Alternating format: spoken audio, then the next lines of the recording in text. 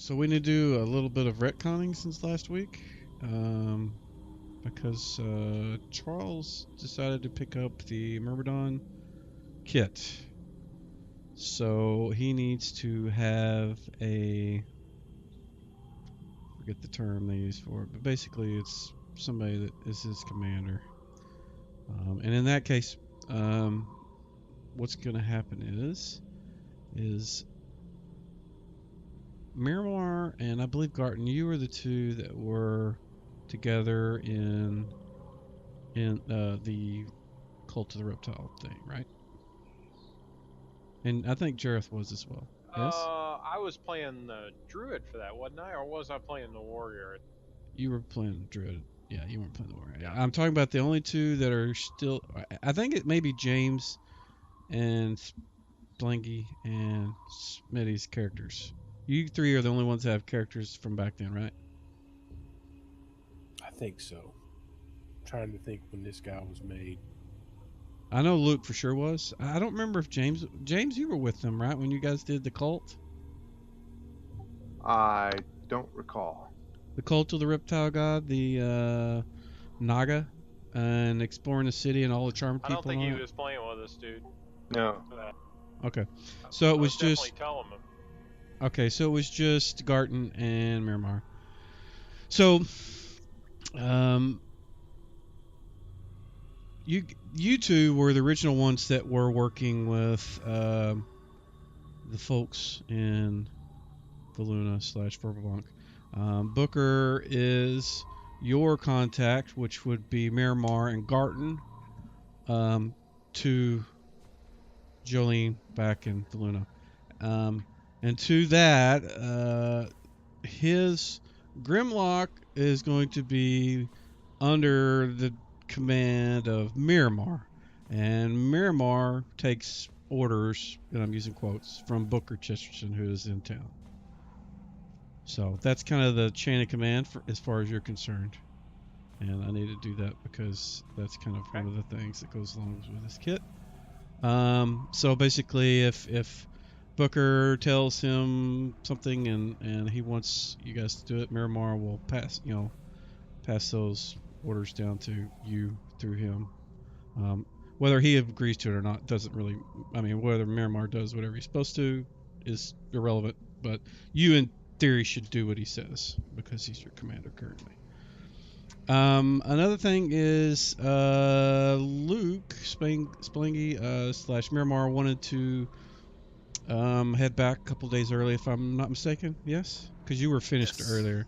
So, and in fact, Grimlock, he didn't get res till like 3 or 5 days later. So you have 3 to 5 days before they get back to do things in Hamlet. I think you wanted to talk to Jeroen or something like that. Just spending time with him, understanding his connection with the bear and stuff like that. Okay. Well, one of the things he does tell you is kind of one of the issues he kind of wanted to impart with you, but you guys kind of just bailed. It's something that was lost during the battle with the Temple army back in the past.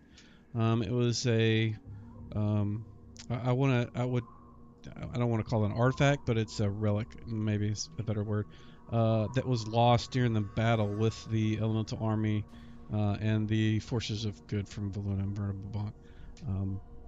The object he's talking about is called St. Cuthbert's Cup, and it was what they used in the temple. It was like a relic that they would bring out if somebody was really sick or they needed to do some form of communication, an augury or something like that. They would bring it out. It's something that they use to improve those spells. Or like I said, if somebody had gotten sick or poisoned or something, they would use that to, put some, liquid in it and do some spells or something to it and then let them drink it. That was the thing that, that they wanted to try to use to bring back, or at least that was what he was going to ask you or tell you that you could possibly use to bring back Grimlock with. But he's imparted to you that it was used for that. As far as bringing people back from the dead, that is something that it can only very rarely do in game terms. It's like once a year they can attempt to use it to bring somebody back from the dead, and most of the time it's not used for it's not used for villagers. It's used for somebody that's important to the defense of Hamlet or Valuna or Bonk or St. Cuthbert's cause or something like that. So. And when it was lost was there was a battle between a ranger or druid. He's not certain. He wasn't there back then. That was named Warden Lightfoot. It was doing battle with Carvel the Black. He is the one, and him and his forces had stole the cup from the church, and Warden and his followers all went to do battle with him to try to get it back. And in the end, they both kind of killed each other. But supposedly, and this is where he's, Jeroen is not entirely sure what is, whether it's true or not. But he says that both of them still defend it to this day, and it's in Emerity Meadows, is where it's at somewhere. He's not certain. He says, at nighttime, you can see the light of the cup, and if the moon is full. From a high position. And that's really the only information he has on it. He says, but if you can find it and bring it back, it may help you, and it certainly will help the village, Hamlet. So that's kind of what he was looking to tell you. Okay. As far as his connection, with the bear and the other thing, you can certainly spend time with him and learn how to be a good companion with the bear. And how he, he'll come up. I don't have a long storied past between the two of them, so, but you can certainly learn RP wise what you were looking to do. All right. I think that would have been the main thing, just kind of understanding between the bear, and then I think with the cup and other things, just kind of understanding, kind of from a druid standpoint, what he's capable of and things. Okay, well, I can give you a little more details on him. So, and he's certainly willing to pass that on. He was a youngest child back in the day when the armies were fighting.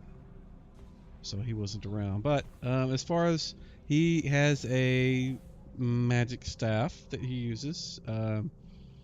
That he can turn it into a snake. It looks like it's one of those big snakes that get in the trees and then fall in the Australia. Python.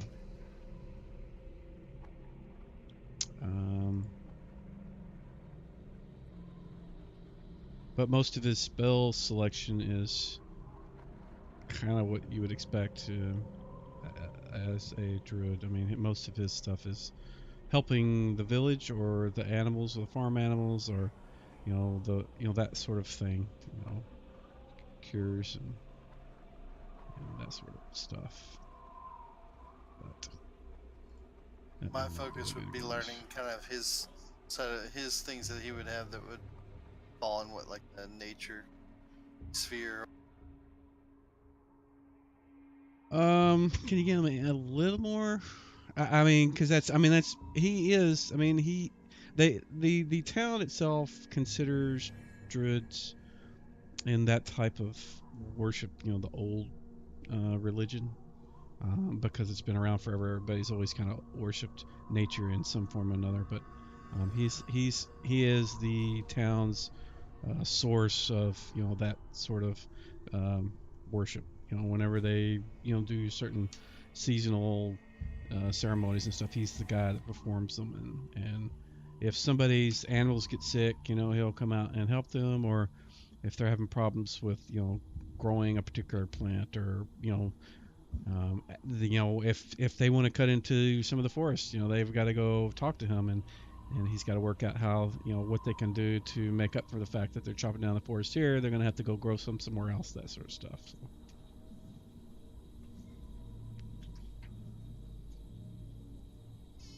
Yeah, I think that's the kind of information I think primarily looking for, like his role and how he uses his power. Okay. Yeah, and the temple itself, St. Cuthbert, they're more of the, you know, I guess it's they're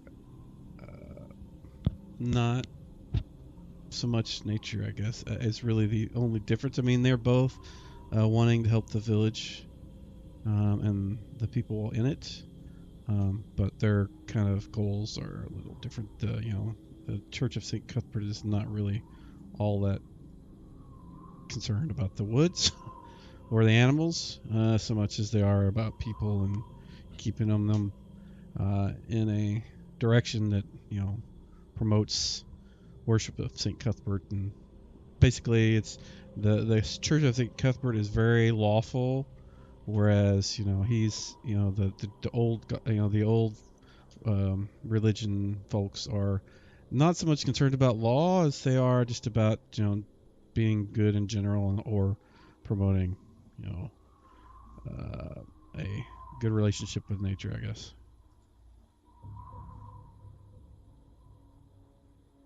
All right. But did you have anything else you want to do while you're here? Speak to somebody else, or go do anything, or? Primary purpose was just to spend time with him.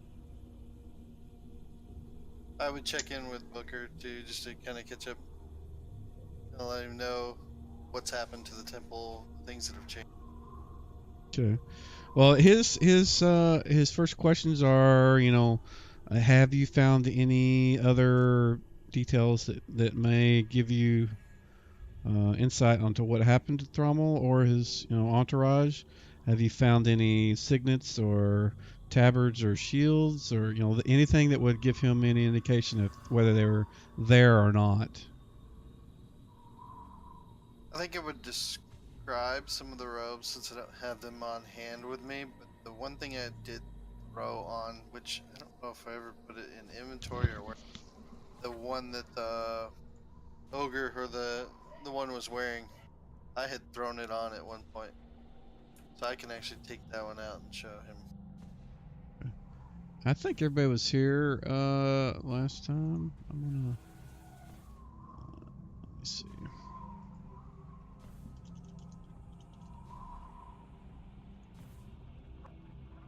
Because he had, it was, you said it was a circle on there, or what shape was on there? I've reshared so you can see it, but the one that was on that particular tabard was the circle.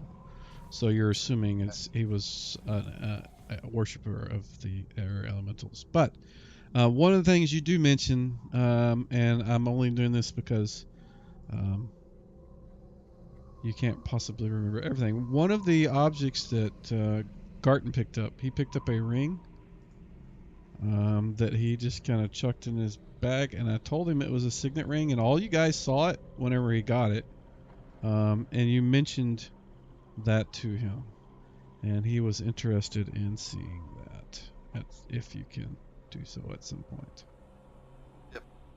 So I just let him know once the party catches up and we're all back here together, I'll be sure to bring it by. Okay. I'm looking for it on your sheet. I'm not seeing it. It was in there. Did you sell it? I don't think so. I know you got rid of some of your jewelry and stuff whenever you guys were selling I gear. did. The only thing I did was some brown spinel, and then it was a chain. That's the only thing I sold. I have a golden ring. It's not it, is it? Unless she gave it to you, let me look. And Because maybe I it's put not it in. identified Yeah. as golden ring. That one is not it.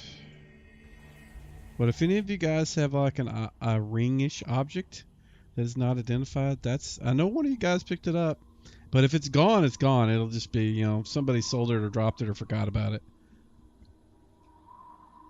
But I could have swore Brian is the one that picked it up. No, I've just got the ring of free action.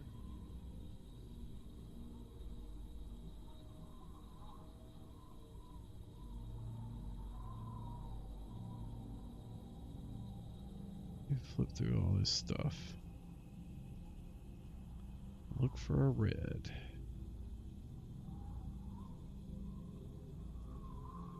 See your spindles.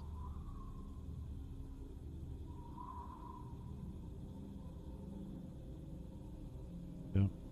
I'm not sure where it went. But it was in there at one point, so my only assumption is that it was vendored or sold, or I don't know. Could it be on Bill's character?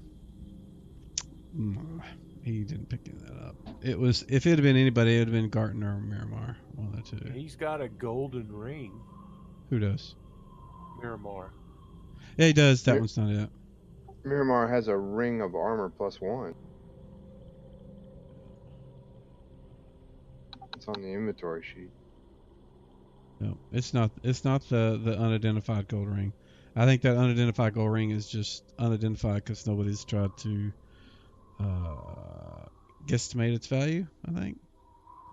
I will double check bias to make sure. Yeah, I don't see it in the party inventory.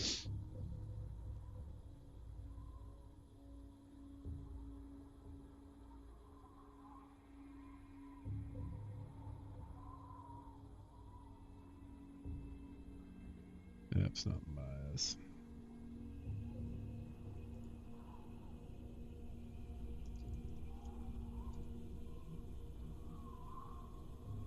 No bigs, no bigs. But you mentioned it. He said he was interested in it. And once, if you're done, we can just fast forward to when everybody else gets to town, and you guys meet up in Hamlet, and we can go from there. Or we can just start at the west side of the temple if you want to go that far. Are we going to the temple, or are we going to get that the Cuthbert artifact? That is up to you. I know when we spoke last time that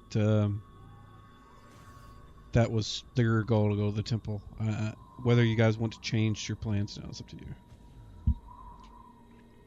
I think I would share the details of that with Brother Bjarni, just knowing that he has more ties to St. Cuthbert to see what his interest is in acquiring a relic that was lost.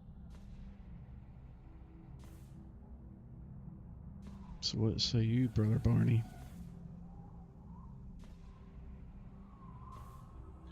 I could ask around the temple of Cuthbert, for sure, since I guess they're the ones that actually did my training, so I got a little bit of ties there. Certainly. Well, we know where to begin to search for it. I guess it's the last possible resting location. I think it's more your character. Does that spark your interest to want to go and chase that down for the... And Rob, you're with Palor, right? Yeah, my deity is Palor, so Yeah, you could really stick it in Cuthbert's eye by recovering one of their relics. that is true. If we thought of it that way. And just to kind of put a pecking order in that, Pelor is actually a greater deity, and St. Cuthbert isn't. He's, I wanted to use the word minor, but he's not a, Pelor is like, if you went to Greyhawk or any other major area, it would be Pelor. Everybody would, the Cuthbert folks would be working with the Temple of Pelor instead of right now.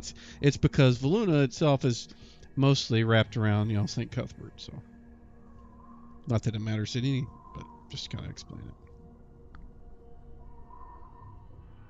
I'm just thinking that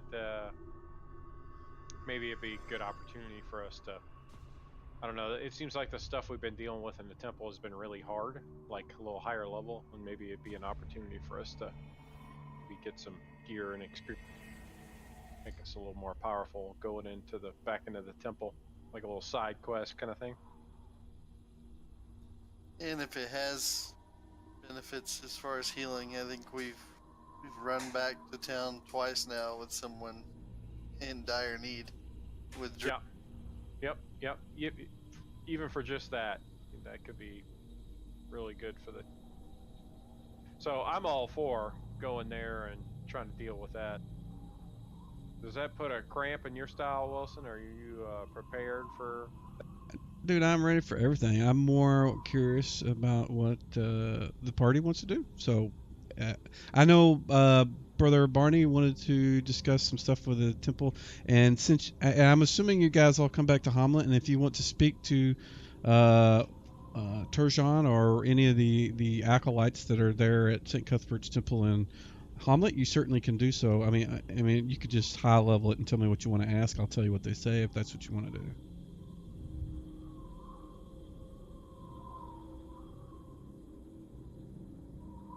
Well, I know one of the things that I'm kind of adding a little backstory here because I was kind of thinking about the Myrmidon thing as well and how to fit that into the storyline, and I'm glad that you kind of had that sort of me reporting to Luke and Luke reporting to him kind of history thing. But one of the things I was also thinking was that maybe what's his name? What was that guy's name again? You said Booker. Booker. Booker? Yes, Yeah. that Booker maybe approached me beforehand and told me to um, get a feeling for what type of defenses they were using out there, fortifications for cities and whatnot, and because he knew I had some sort of experience with that being a dwarf, um, and so he kind of wanted me to get a feel for what sort of defenses they had set up for the cities in that area, and also share with them some of my knowledge as I saw fit. And so I was going to sort of report back to him and let him know what I found out, what sort of fortifications, what sort of manpower they had manning the towers and whatnot, and also give him some feedback on what I was able to do, what advice I was able to give them to improve the situation.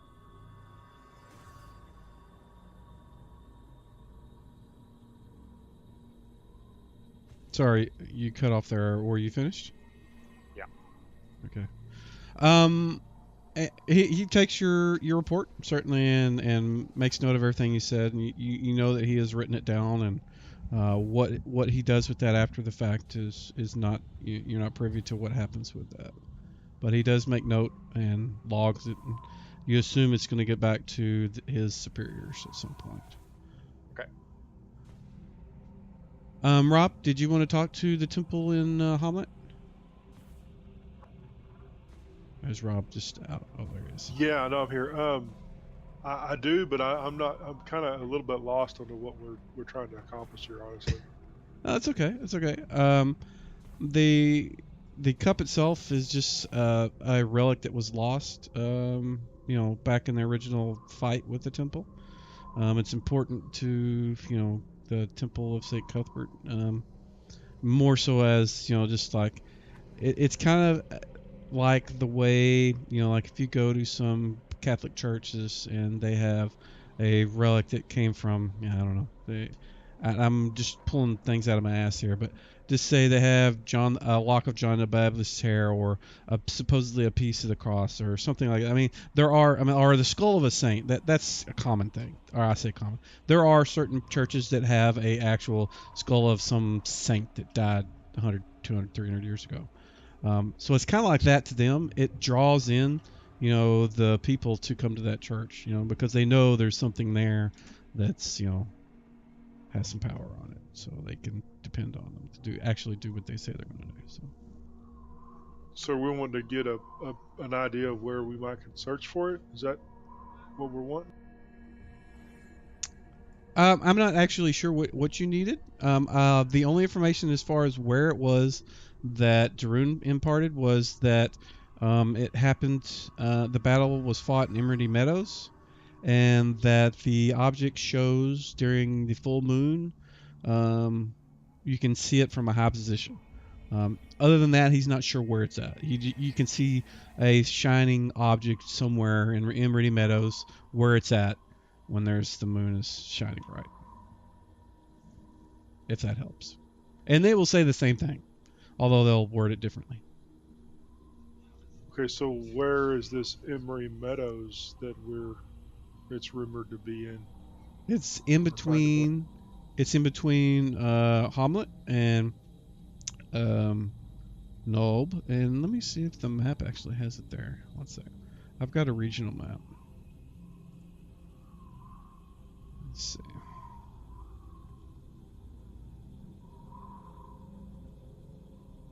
So it doesn't have it on the map. I'm going to show you. Actually, let me see if my map has it. It does. All right, I'm going to share my map. So it's not actually in between. Well, I mean it is, but it's a little past Hamlet. You can see it way up here. Wow, the arrows don't work too well on this map because of the hexes, but it's. Let's see. Yeah, I can see it myself. I see Hamlet. It's like north of Hamlet, but west of Nome. Yeah, West, northwest. northwest of Null. Yeah, so it's a little bit past. I mean, you could take the low road, then just cut through and head in that direction, and maybe get up and find a high position and wait till night or something.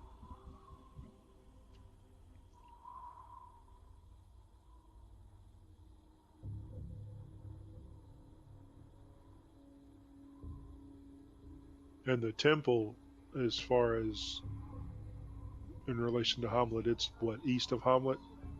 Yes, Right? it's in Same, Nulb. probably same hex. Can you see Nulb over there in the gnarly forest? Yeah.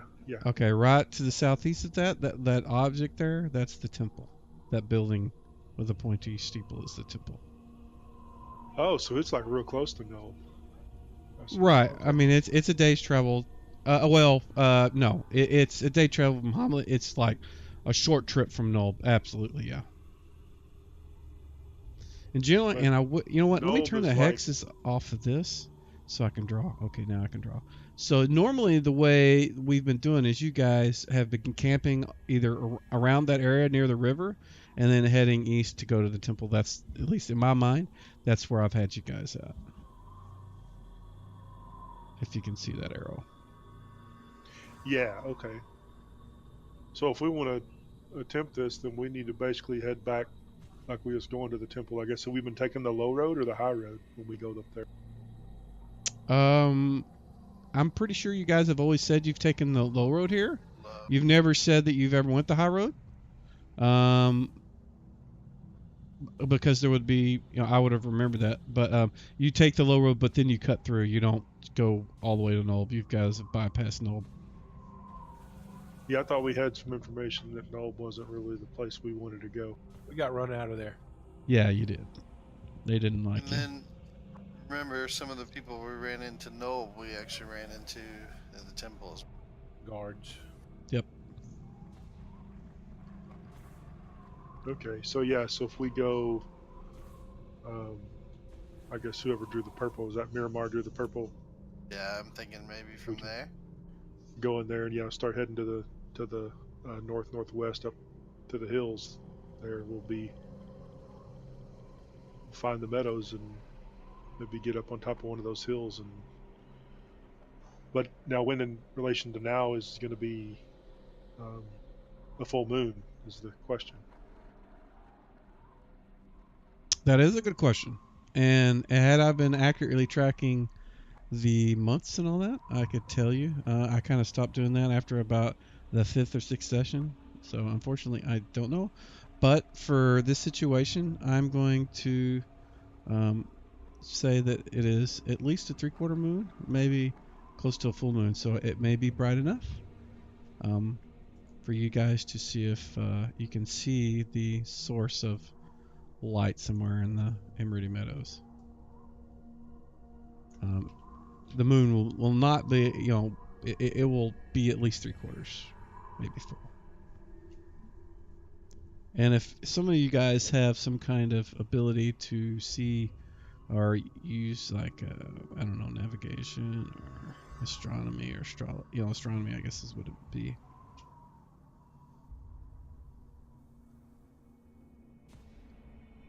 Now, maybe my druid could have done that with the weather shit, but not this guy.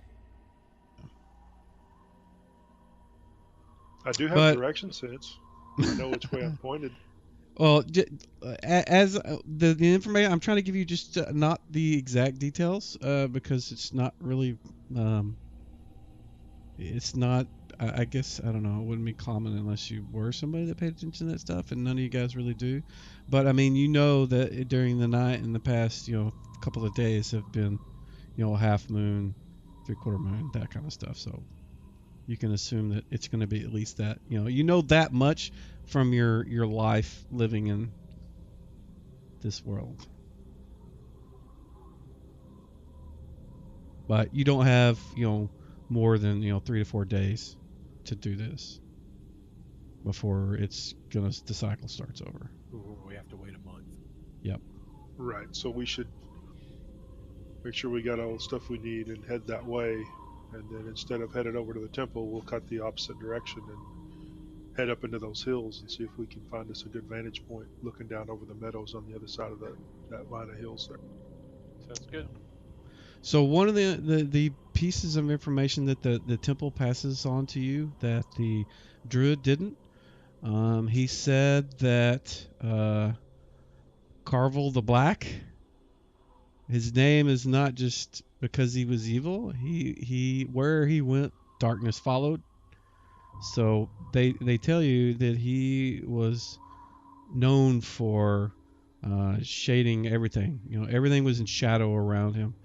So if you are going to go out there, it may be prudent to be aware of that. What's the significance of that? Not asking continue you, life. Will. Gotcha.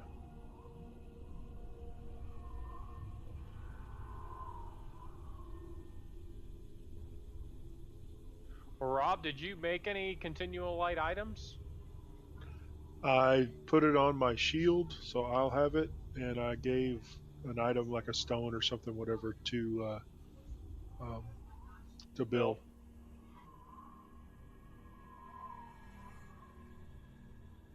Got it.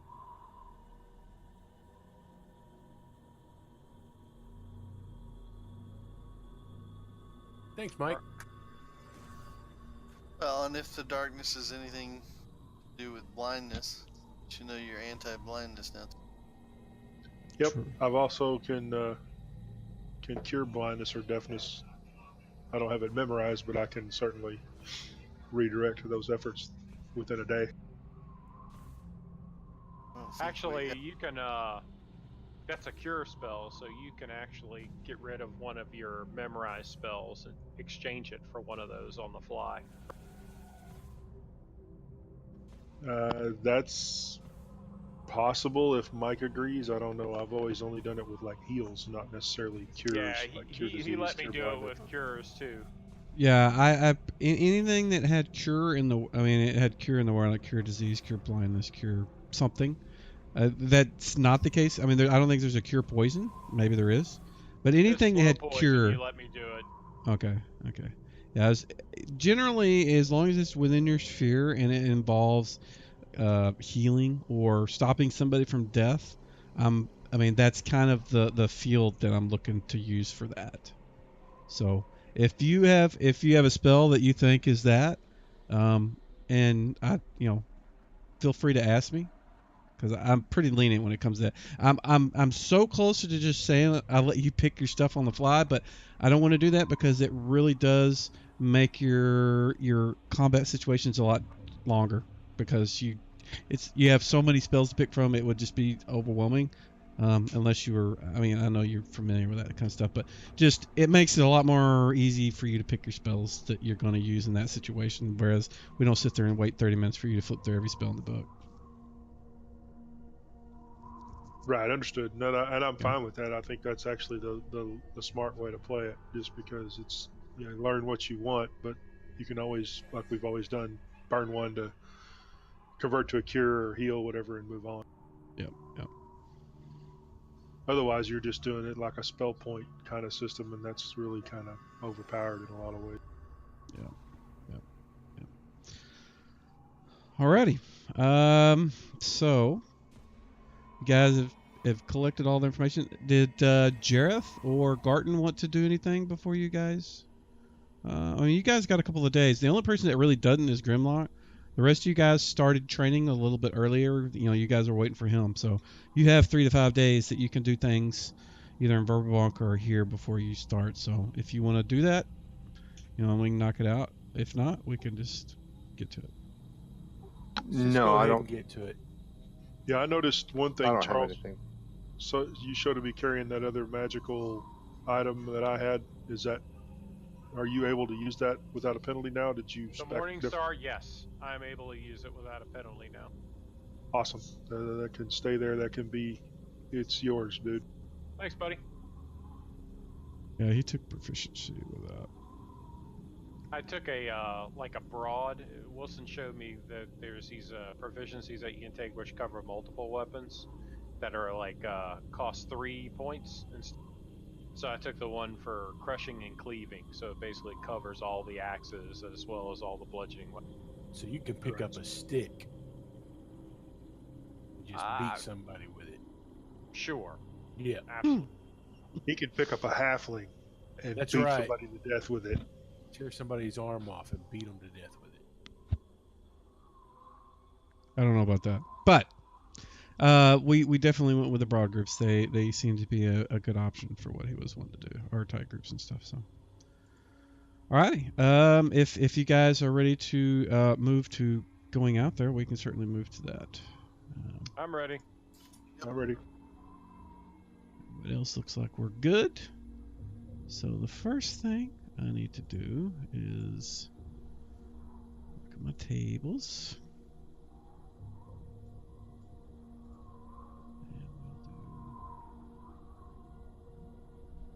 Another bonus of you having that weapon, Charles, is I am now no longer encumbered, so I can move Oh, back.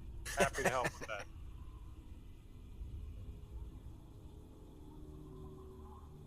I need to close up some maps here. Thank you. All right, so you guys pack up and make your way out to the west side of Nulb and see the hills on the northwest, and make off in that direction. I'm taking this information based on what Barney had suggested, and that is to find a hill and get on it before the evening. If there's any, if that was not the case, let me know now. But that's kind of the goal I'm shooting for. So Yeah, that's fine with me. we good, Luke? Yep. Okay. So you guys you make it to the edge of Emerity Meadows. It's kind of like almost a valley in this area where they're surrounded by hills. And so just going in that direction, you guys climb up and get up in the hills, and you can make a camp that overlooks kind of the whole area. As night falls, it's kind of a little foggy, along the edges, but not too much so. You guys don't encounter any travelers or any creatures up until that point. So we have evening falls. If you guys want to just wait there, or if you guys want to explore, that's up to you. I would want to search the area in general just to get an idea if there's any kind of particular inhabitants from an animal perspective. So kind of looking to kind of see if there's any kind of tracks or anything I can pick up on what we might encounter. Within the immediate area, because Emerity Meadows is not just like a small meadow. It's a large valley. I mean, think of something like a small town. Yeah, fairly, and I say small.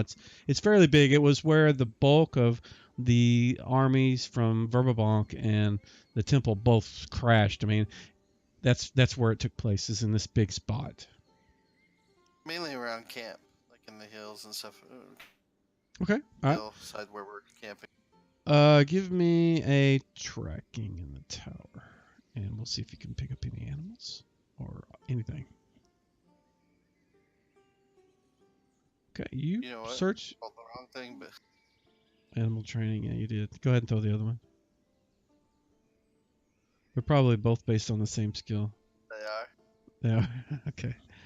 Yeah, you search the area, and other than a few rabbit tracks, maybe some deer, you don't see anything out of the ordinary.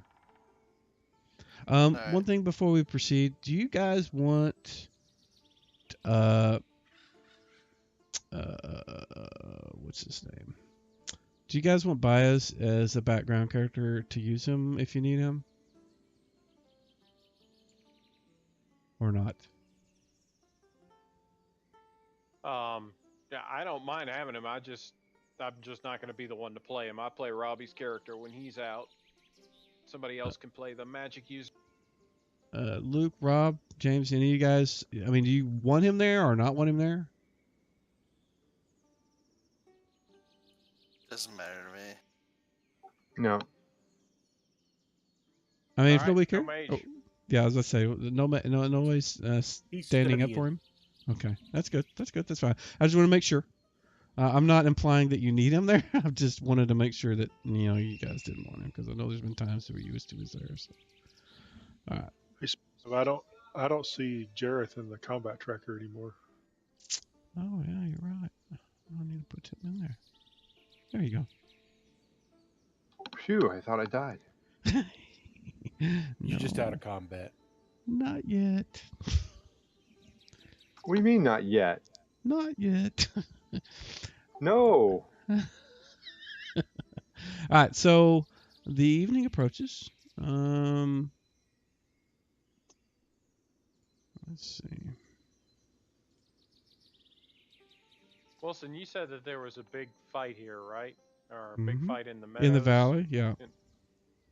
Yeah, I would like to, before it gets to nighttime, as we're waiting there while Luke is looking around the area for wildlife and whatnot, I'm assuming we're at a perch where we can sort of see a lot of the area around us. Is that? Mm-hmm. I want to take a look around and kind of, because I know quite a bit about that battle that you're talking about, and I kind of want to take a look around to see if I see any landmarks, maybe any fortifications or whatever that were used during that. I'm kind of like a military history kind of check now that I have that. Well, I can't, and I'm going to reshare the, and you guys may still have this open, but the regional map. One of the I things can see that, it. okay, one of the things that is there, and you can see this way over on the northwest side. You guys are here. Yep. So way on that side, you can see there's this mound. It's a large mound, and your understanding from actually give me a check of military history. Okay, in the tower or on the Yeah, out, tower.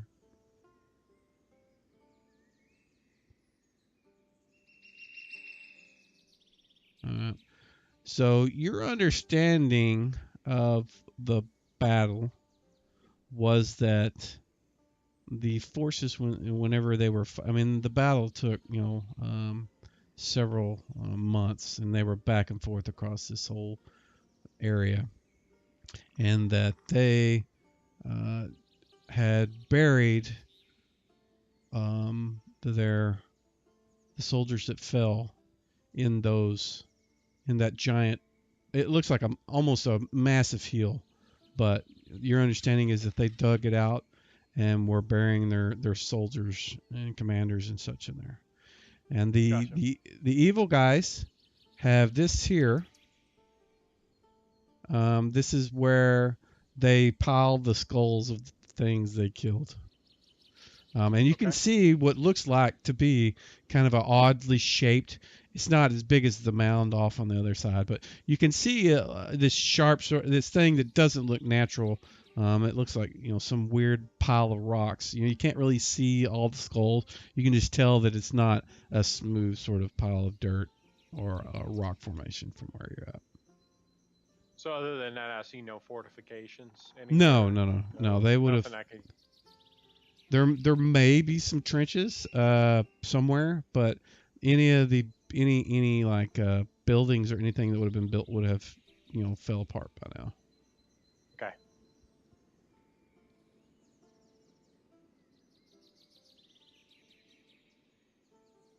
Anybody else? Now just kind of waiting on the moonrise or whatever. And since you mentioned about the skulls, I'm gonna be like, well, I got got my holy symbol ready just in case a massive horde of undead come. Okay. All right. So you guys wait until the evening. Let's see. I know I have one of these.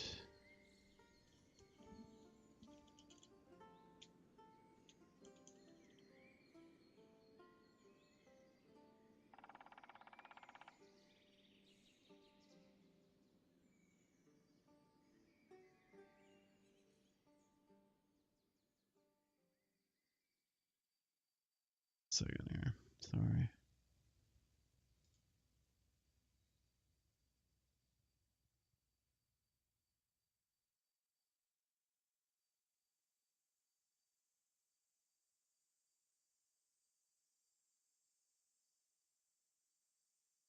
Man, I am terrible.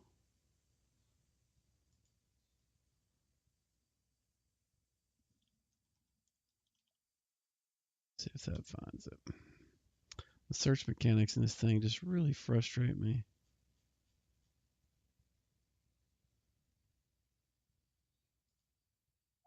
Garton just wants to be sure there was no mention of dragons anywhere in this, right?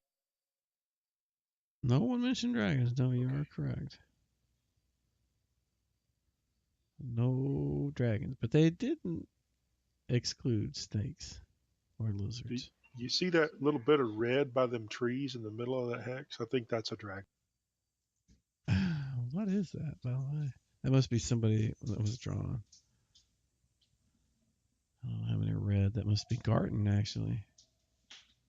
Really? Garton You, is the you only one that drew, has the red dice. he drew his own dragon. He did. Don't. Oh, man, I can't believe I lost this. I went and set all this up, and now I can't.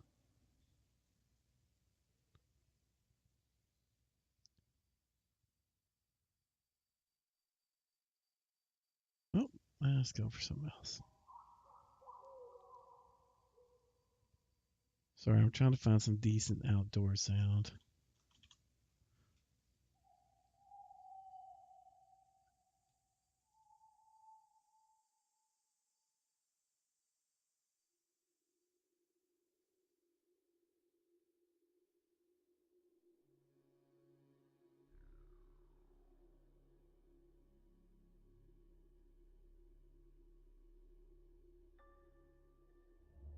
Go. All right, we'll use that. All right. So night begins to fall. The moon is mostly bright. There's a few clouds that come through, but as it does, you see this kind of fog rolling in because the temperature is changing and causes it to form. But even with that, you can see almost in the right near here, you can see a sort of shimmering silver light. It's just very faint, but you can see and that's the only sort of light that you see initially. After a while, though, you start seeing a multitude of them kind of over here, but they're not the same color and they're moving. You can't tell how many, but you can. Whatever it is, the lights in that direction are moving around. Same brightness. Uh, yeah.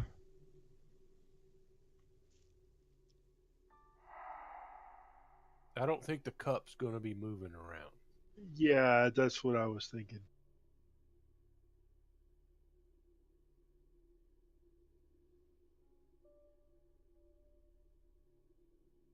Yeah, it's probably some phosphorescent creatures or something like that. Could Mostly be. dragons. Will-o-wisps are definitely known to be in the meadows. That's where all those, or they're always around. Where big battles took place and a lot of people died, and it certainly happened here. So. Don't follow the lights.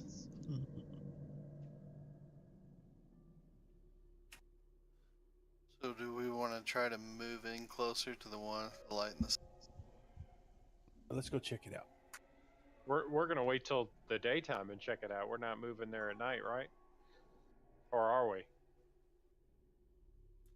think we need to get close to maybe at the very least get a good idea of exactly where we should be searching. Because this would still be a little distance away from where we're camping. Yeah, Or where that. we've been watching. I mean, just from where you are, what you're looking at, you estimate it's probably like a 2-hour hike from where you're at. Plus, the way they talked about it, you can only see it from a height. So once we get down in the meadow floor there, we're probably not going to see it. We'll just have to hope we got our bearings right. Okay. Yeah. If you guys want to head out now, we can head out now. Do a little night hike. Can we make out any other terrain features at night, Mike? You know that I mean, you can see where the fog went, which is not on the hills. I mean, that's really all you can. I mean, if you can give me an idea of what you're trying to look for, maybe that'll help me give you a better idea. Maybe if anybody's got anything we could do it on, draw what we see from the hill, like on the horizon or whatever, so we'll have a better idea when we get down there. Certainly, if somebody has some paper, you can definitely draw papyrus or vellum or something. I don't have any paper, but I've got chalk. Draw on a rock. Yeah, if you want to carry a rock with you, you certainly can. But you can kind of get the idea that you're in between the two hills, with the woods to the south and the meadow to the north, and that's basically the only sort of points that you can work off of. Plus, we got a ranger here. He can find anything. Maybe. Does anybody have a cartography or anything like that? Map making or something? Well, I could certainly give you a better, if you do. We want to make sure we move in, I guess at least if we're staying in the hilltop, staying on high ground to keep eyes on it. Move around is using the most southern edge of those hills there to get as close as we can to it. Kind of where my purple arrow's pointing. Yeah, I'm trying to put a arrow where you guys are at. The right side of that arrow is where you guys are at. That's like the closest west point. That's where you were. So if you want to move, and come up from the south, you certainly can. I just wanted to kind of do that. I'll put a marker there. Do we want to at least keep high ground and make our way, though, down around the... Yeah, I'd like to move to where we can keep it in sight. So if you're wanting to climb up that other hill, it will add at least an hour, maybe more, to get to that spot, because you're going to be going down your hill and then going back up the other hill. Instead of if you cut straight from where you're at, you'd think it's probably 2 hours. You, as a ranger, that going from this hill and climbing back up the other one and then climbing back down it is going to take you at least 2 more additional hours. So, and you can certainly do that. It's up to you. But I also realize, do I realize that I'm cutting half of the distance between us to where we see the item, though, keeping high ground by doing... I'm not sure what the question means. The idea is to cut the distance between the party and anyone if we split to search. If we get the party moved to this high ground, do I realize that that's going to cut some of the distance away from the object that we see shining? If you move to there, yeah, you will certainly be closer. I mean, that's truly, and you can do that. That's the goal. If everyone agrees. It's fine with me. Yeah, I think by making the distance when we lose sight of it shorter, we have better chance of not missing it, right? Yep. That's my thought. What we could do is we could move closer, to this closer hill or whatever, and then camp there. And now that we kind of know the direction we need to be looking, we can kind of study that area during the daytime from higher up, and then stay that night too and watch for the glow again. And I bet we'll be able to sort of pinpoint where it is. Yeah, I agree, and I think the part that I'd like to try is, depending on how far away I can see Brother Bjarni's shield with the light on it. I think it would be possible for me to go and find the item at night, especially if I can see his shield still, to kind of understand where the party's at. Well, I don't know how dangerous it would be for you to go off by yourself. No one would hear me, guaranteed. And if I stop and stand still, it'd be very hard for them to see me. There's no way they'll hear me.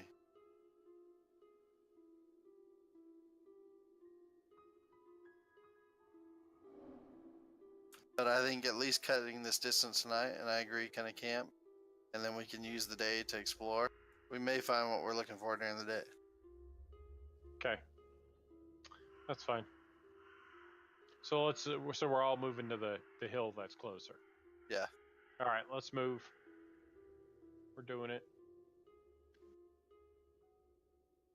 So everybody wants to move just for the evening. You guys want to spend 2 hours traveling at night, move to there, and then you're going to wait till you're going to camp there for the rest of the evening and wait till the next day. Did I get that right? Yeah. Okay. That's correct. So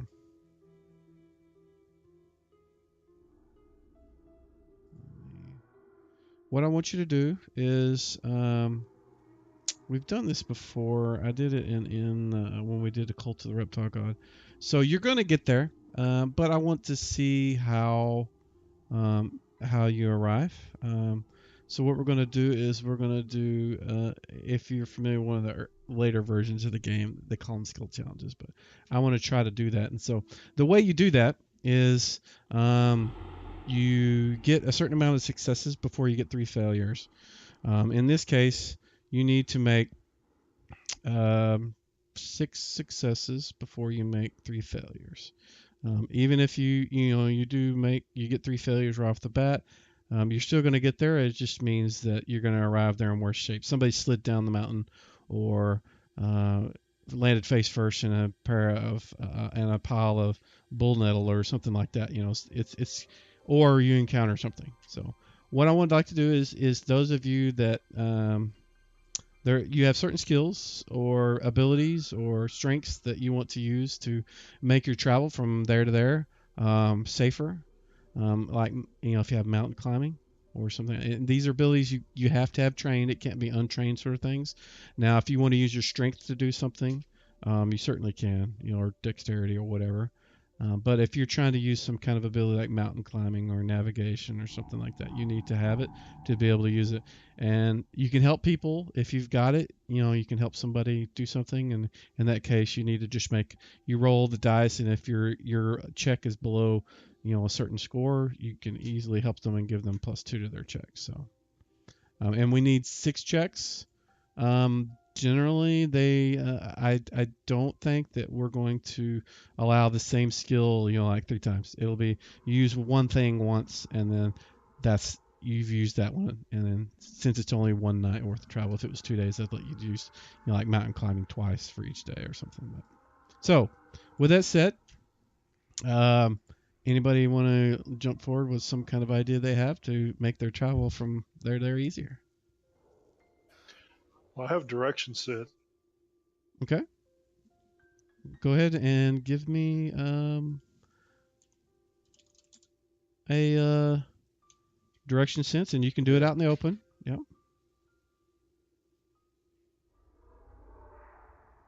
A direction sense skill. To kind of look for ways animals have climbed up these hills and how they've traversed. Absolutely. Yeah, that'll help. As long as they're not mountain goats, you're okay. Right. Right. Rob, can you give me the direction sense check skill? I'm following the rabbits. There you go. Success. There you go. Good, good, good. All right. Our next is going to be with Luke, who is doing a tracking check. You wouldn't know probably. Probably. Go ahead and get it a check out in the open, so you guys can keep track of where you're at. You don't find any animal trails, unfortunately. So that's one failure. You've got 2 more to go. And we're going to go through each group, each person initially. After we've done that, we can go back, and those of you that have other abilities that you want to try, you can do that. So I'll just go down the list. Jareth, do you have anything you want to try? And keep in mind, it doesn't have to be a skill, but go ahead. Sorry.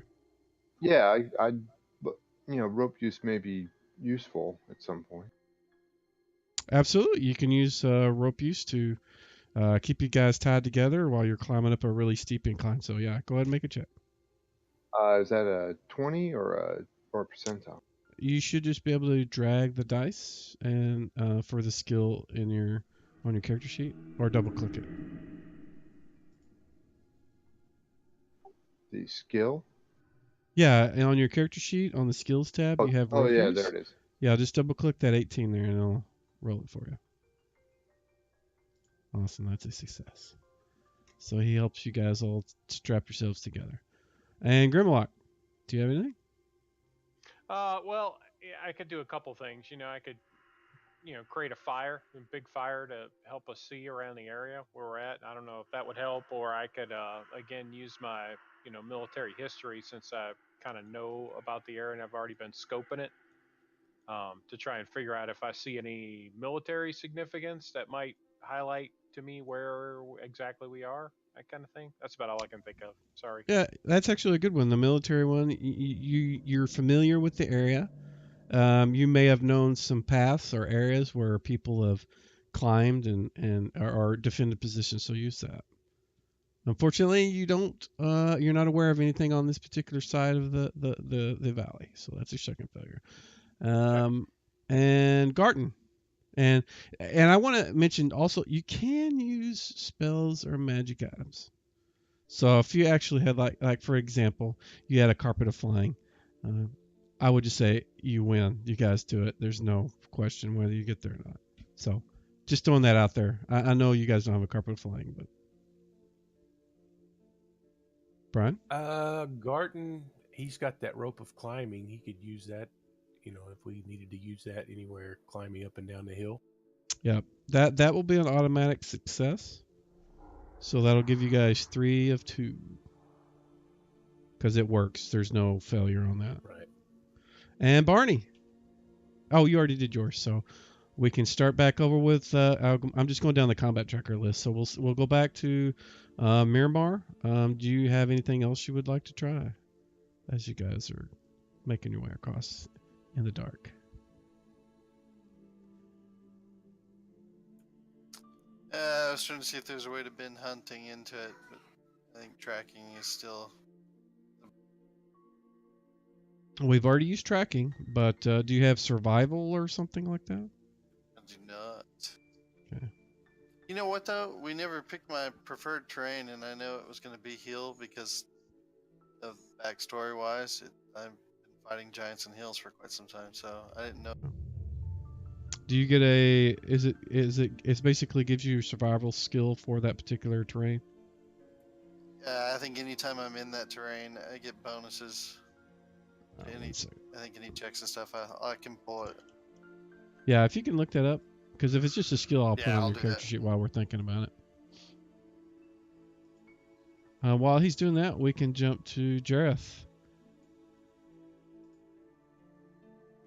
Another check.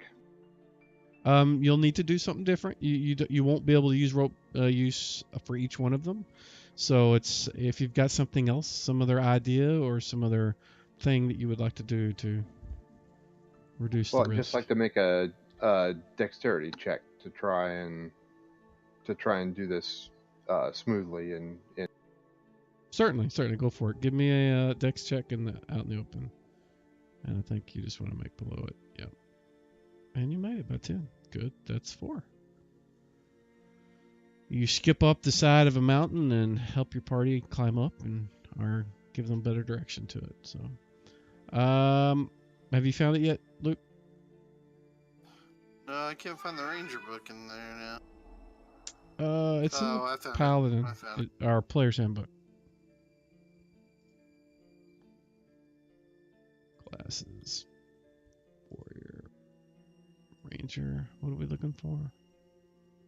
It's like preferred terrain, I think is what's.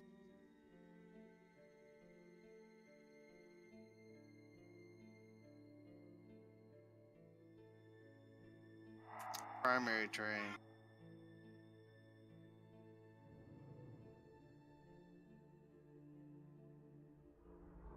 Bills. I don't.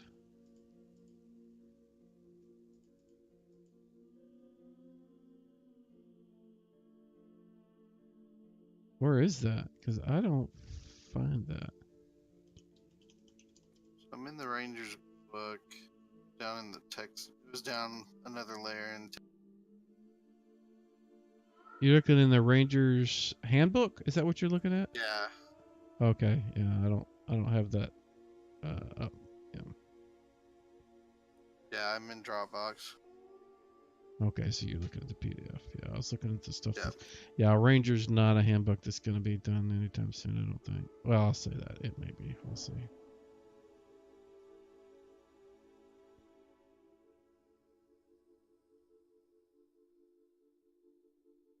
So we'll go back to, we'll go on with Grimlock while you're looking.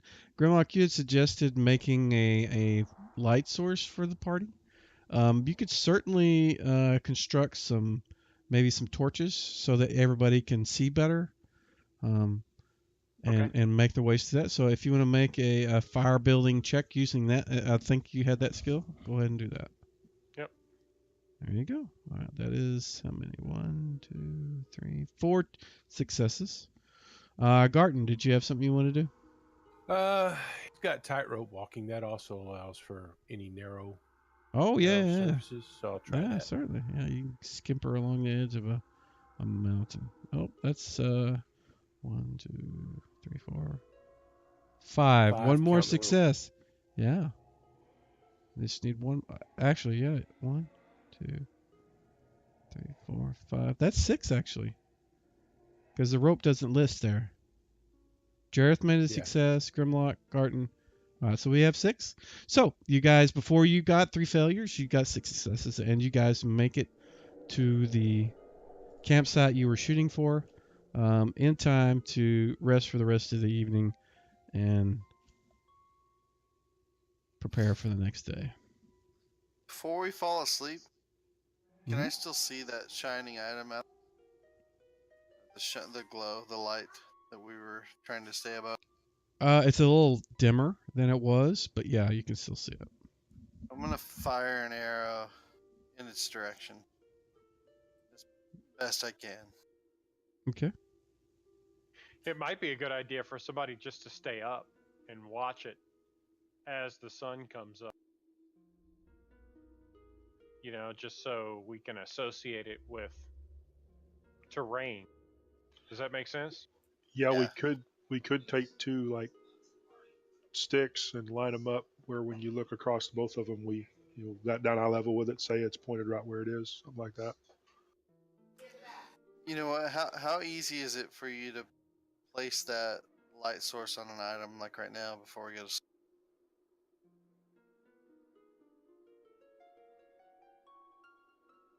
I don't know if I have it memorized.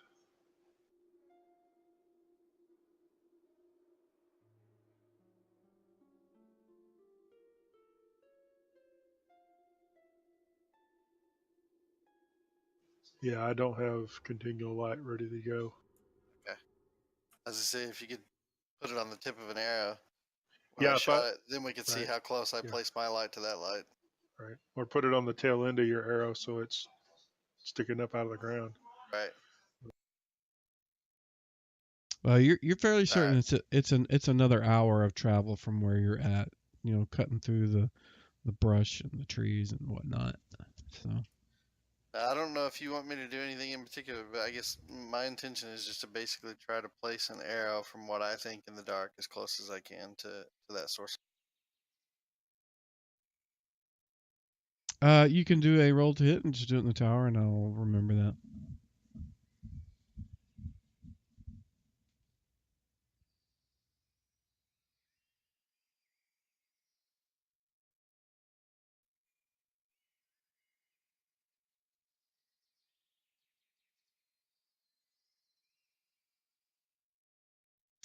That is weird.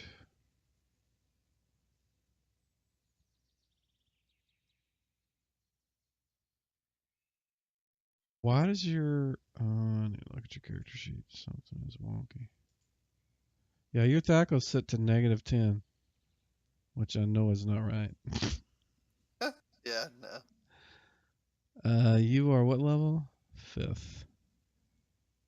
I'm pretty sure I know what it is, but I'm gonna look.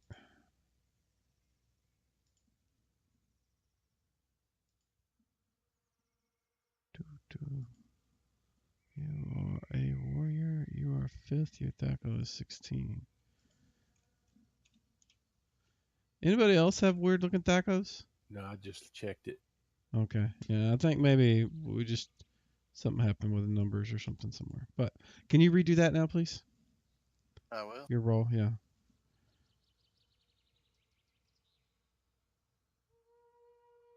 Alrighty.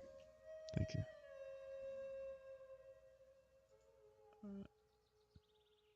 We're gonna shut that whistling off. That's stupid.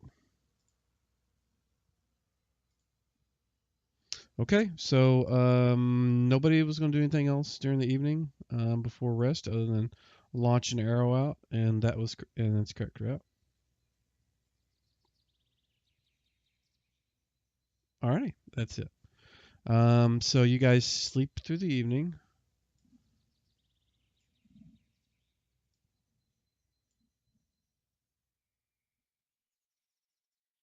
Those of you, I know we have a list of who's doing watching with the watch order, but it doesn't matter right now because the evening passes without incident. I mean, you hear some wolves howling off in the distance, and that's about it.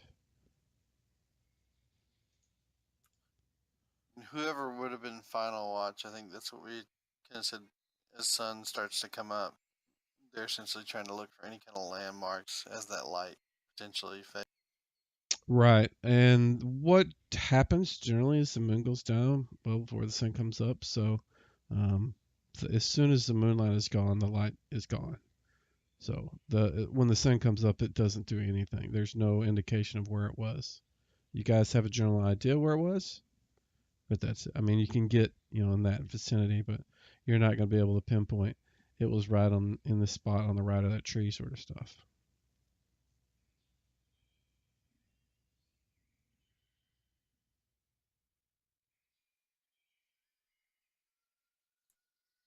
All right, so if it's morning,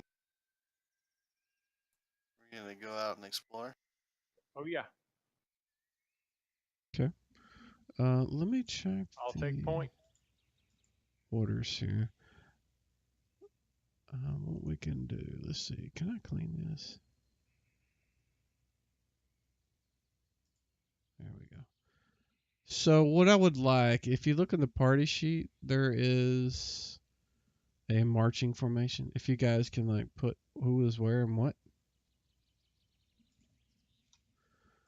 I think you may need to drag the character tokens from the left onto the thing. Or can you guys even do that? It's in the No, party I sheet. cannot. If I put these there, maybe you guys can't Then we move can it. move If I them. Yep. Okay, let me put Yeah, them when I there. try and drag mine, it Moves the drags whole the whole. window. Okay, I've put them all there. Now see if you can move them where you want. There you go. And we'll say north is the direction you're heading. So put you guys where you want to be as far as general relation. Doesn't need to be exact feet, but I just kind of need a who's in front, second, and who's in behind, and that kind of jazz. I'm sorry, Mike. What map are we on? It is The the party party chart. sheet. Yeah, there's a button on the Oh, top okay, right, gotcha.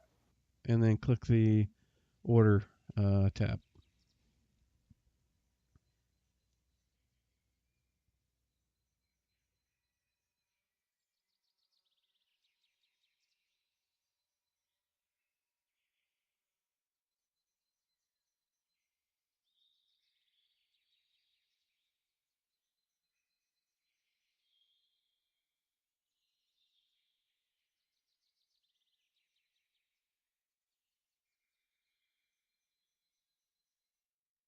Does that look okay? Looks good to me.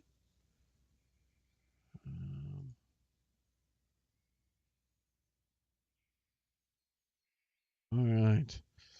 So as you guys are making your way down the hill to go in the direction that you're looking for, off in the distance, you guys kind of hear this kind of loud, come on, noise.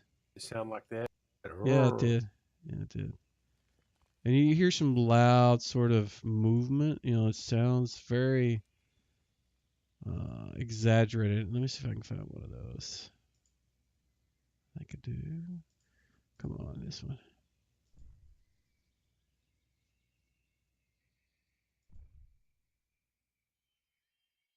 Just so you know, your table rolls came up earlier. That's okay. The ones that show 5 and 5. Oh, you're talking about originally. Oh yeah, I see what you're talking about. Yeah. Well, that's what you see. Or no, that's what you hear. No. But you can see over the tops of the trees. You guys see this. It looks like a giant human that's just kind of walking, and you hear it crashing through the woods. And I wish I could hear this, but I can't hear it. That means you guys can't hear it either. A giant human, you said? Yes, as in giant. Oh. As in giant. Miramar immediately pulls up the hood and starts sweeping out to get around. Just lets everyone know, be ready.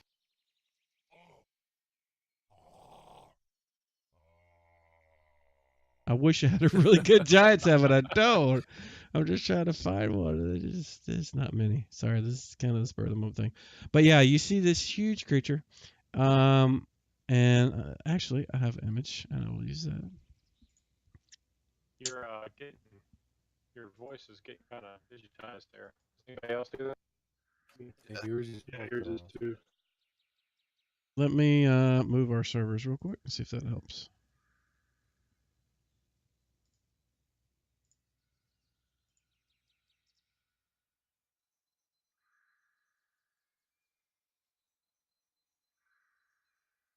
All right, I've moved us to the south instead of central. Let's see if that helps. Does that sound clearer? Yeah. Well, one thing I have noticed all night, Wilson, is that your microphone has a little crackle to it. Yes. Very subtle. But it's not normal for you. Just saying. It's definitely not something you need to go fix right now, but just keep in mind. All right. Does that sound a little better? Or is it still crappy? Still crackly. Yeah, it's Still just got a little crappy. crackle to it. It's not crappy. It's just got a little crackle to it. Like there's some static. Oh, hold on. Let's see. I think I know where the problem is.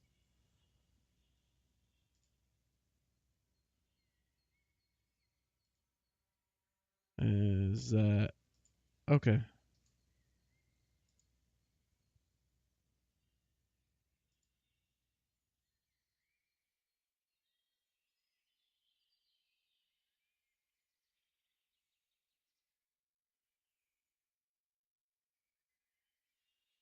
Is that better? No, you can't fucking hear me at all now.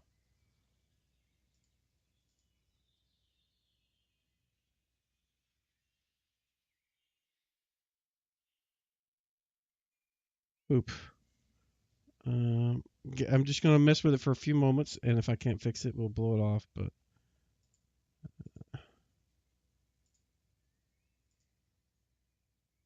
sorry, man. I don't know what's causing It's it. okay.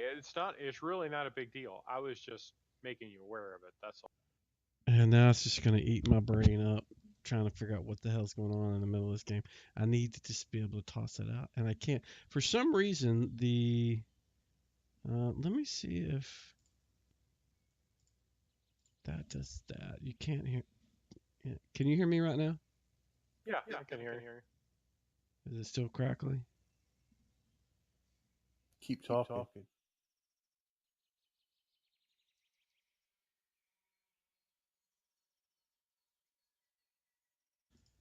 Okay, I see.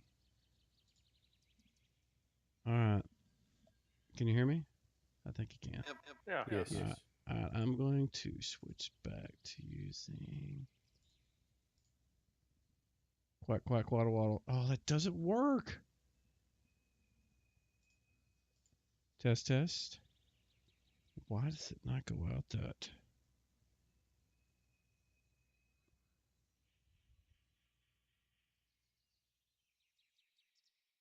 Test test test test. Why does it not go out that?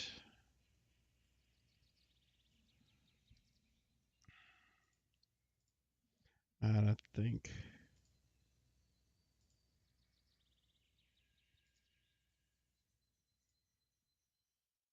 Uh, Sorry, I'm not gonna mess with it. I'll have to. One night I'll catch somebody on and I'll futz with it. Otherwise, I'm gonna absorb the whole night trying to figure this out.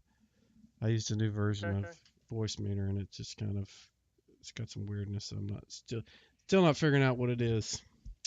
I don't know why it's going out that port. I can't figure out how to get it out the other one. Which is probably what the problem. Actually, nope. That's not it. I need to stop. All right. So yes, image. I was looking for an image. One sec. You see something that looks like that. Hill giant, maybe? He is about 10 feet tall. Miramar recognizes this immediately, right? Giants are my Yeah. preferred. Yeah, your hatred foe. Yep. And grew up hunting He them. looks like a Verbeeg, which aren't necessarily bad guys as far as you know. They're like people. They can go either way. So you're not sure what. I mean, if it was a hill giant or a fire giant or cloud or something like that, you wouldn't.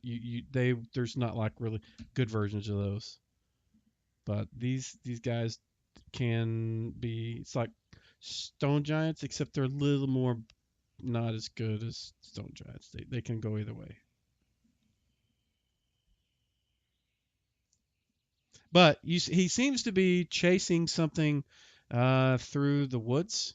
Um, and Miramar, you catch a glimpse of what looks to be like some kind of deer or a stag or something, but it's got a javelin in it, and it's been stuck, and he's chasing it, probably hunting it.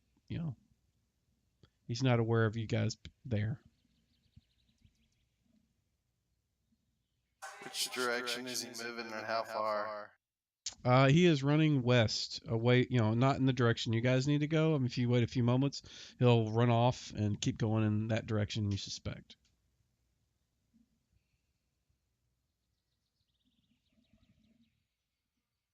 I'm gonna join the hunt. You want to follow him? Yeah, and I actually want to try to keep eyes on his prey and see if I can take it down. Okay.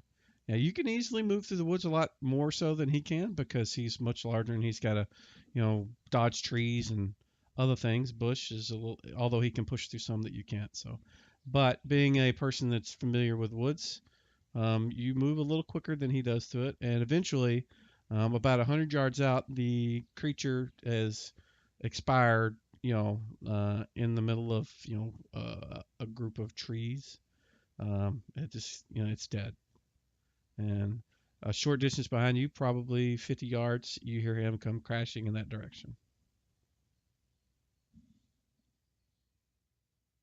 And I assume you're still hiding. Yes. Yeah, I'm gonna take cover at this point. Okay. Yeah, Yeah. I kind of want to. Okay.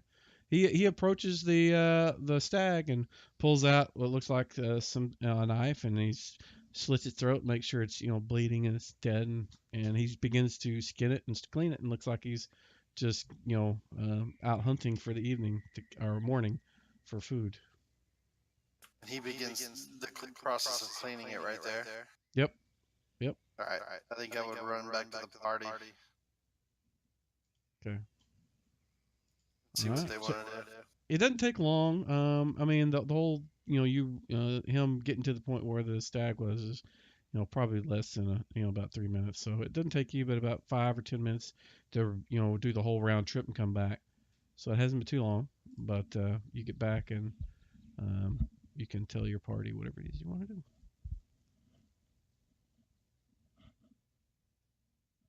So it looks like he's out for a meal. He had tracked down his hunt for the.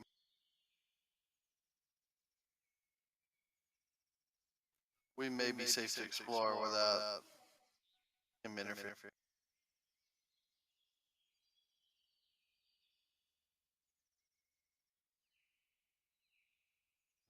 So he went west. Mm-hmm. Yeah, you guys want to go kind of northwest. He went due west. So basically, just try and bypass him. I'll vote for that. Getting a lot of feedback or reverb. Yeah, getting an echo. Speak again, please. Hello, this is Oh me yeah, speaking. I see that. Son of a bitch. All right, speak again, please. Okay, I'll go ahead and speak a little more. Maybe this will help you fix your problem. You mean to keep speaking? I think that did it right there. Yeah, you guys have quit. Yep. Yeah, but Echo's now gone. you can't hear me. God damn it! I should I have can touched hear this. you. I know, but now you're gonna hear echoes. Talk. It's okay. Can anybody hear me? Yeah, sounds fine. Oh, I don't know what I did. Sounds good. Okay, no echoes. Ooh, fuck. Man, I can't touch this because it is so. Dude, if you guys saw the screen for this, you just would smash it. It's. I wish my son was here because he's the sound guy. This is a virtual mixer, and I really shouldn't be fucking with it. But either way. All right. So Robbie, you were saying something before I freaked out. Yeah, I just confirming he was moving off to the west, and we're kind of wanting to go northwest still. So I think we'll be all right. Or was that true? Was he headed west, chasing his prey? Yep, you're right. He was heading due west. So if you guys travel to the northwest, and avoid him, you probably will do so easily if you don't make a lot of racket or go in his direction. Do I know enough about?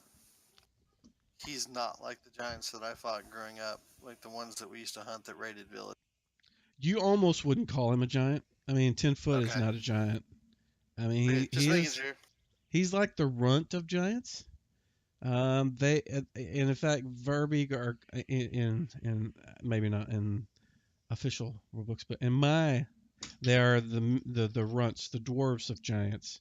Whenever there's some kind of like humans have like in real life have dwarves and people that are small, um, tiny people I guess is the right term, or small people. I don't know what the right term is, but either way, that's their version of giants. Whenever they have a child that's uh, affected by this shortness, that's what they are for big. Okay. I just want to make sure because otherwise, Miramar wants to absolutely hunt this thing down. Yeah. But if I can define a clear difference between what I hunted growing up, then Absolutely, I'd yes. leave it. Yeah. Okay. Then yeah, bypass. Okay. All right. So you guys travel for the rest of the day in the direction that you think is where you saw the silver sort of light given off, and the giant doesn't molest you. You assume he stayed where he was. You guys never catch sight of him once you guys leave. You travel about another hour from where you guys got to the bottom of the hill.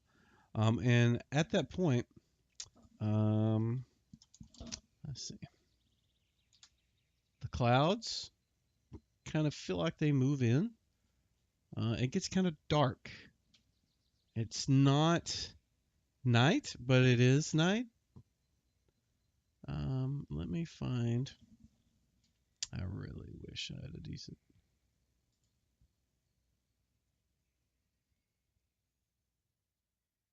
Let's see.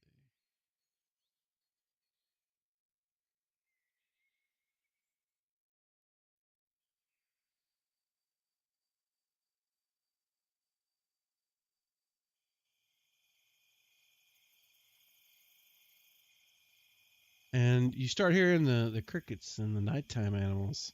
And it's weird because you know it's daylight, but as you guys move deeper in the direction that you think where the thing is, it gets dark. If we look up, can we see stars? No, it's just kind of dark. It's dark It's at like the ground. it's you can't. I mean, it's not like you can see a globe above you, but when you look up, there's no blue sky. It's like dark, like something between you and the sky is dark, and it's blocking off the light coming in. And this is when we're heading northwest, right? Right.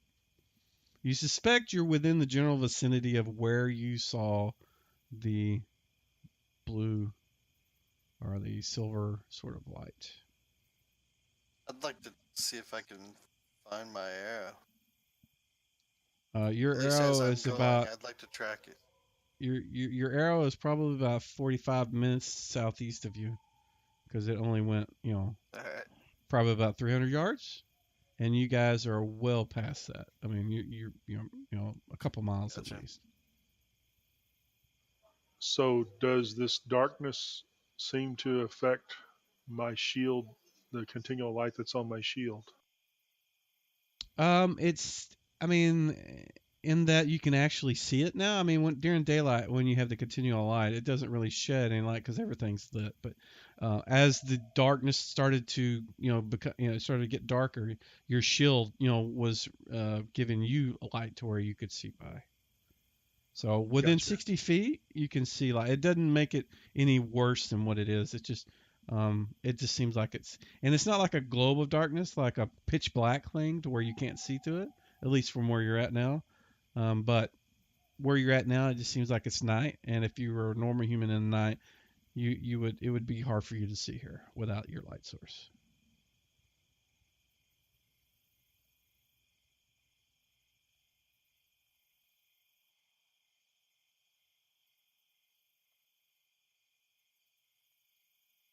Like with the sudden darkness, we're definitely headed in the right direction.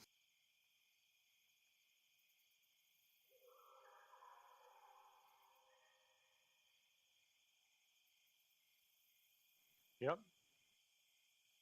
So let's just keep looking around this area. You said the darkness is above us, right? Uh, well, darkness is all around you. Just it seems that you know when you look up, it's dark. Like something's blocking the light from coming in. What was his name? Beauregard the Black or whatever. Carvel, the black. So it's almost like we're in a fog, Maybe, yeah. not like a regular fog, but like No, it basically. definitely, yeah. It's like a dark fog if you want to use that, that analogy. But there is no. It's not like it's blocking your. It's not like a thick fog. It's making it hard to see. It's a darkness. That something is blocking off the light, so the area that you're in is dark. You aren't necessarily affected, but with it as much as Robbie is because he's human, but because you can see with infravision.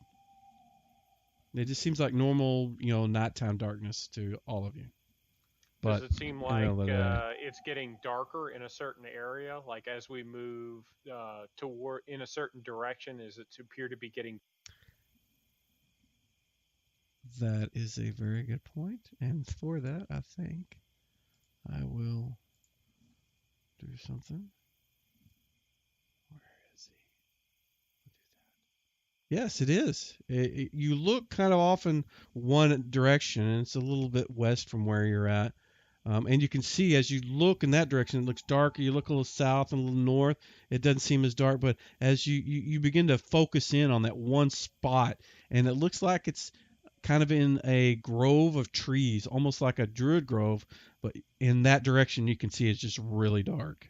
And in fact, your infravision, doesn't go that far, but you can see with just normal vision that, at that spot it is almost just pitch black. Well, it sounds like that's where we need to go. Yeah, I think we Agreed. head to the darkness. Move into the darkness. So what I would like is, since Miramar probably has the best chance.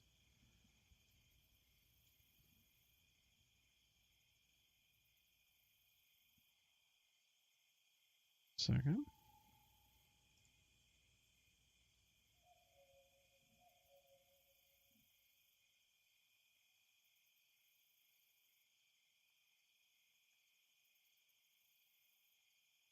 As you guys begin to move through the brush and make your way to the edge of the grove, Miramar, in fact, none of you realize that the dark shadows are moving around you. And I need, let's see who's in the order here. It would be Grimlock. Miramar are you wearing your cloak and all that sort of stuff, or are you moving with your party? You're not trying to hide. I would have had it down right now. Okay. I don't think Garten, I don't see you with Invis on either. No, I've not been moving invisible. Okay. So the first three people, which is going to be Grimlock, Garten, and Miramar, are going to feel the cold presence of something.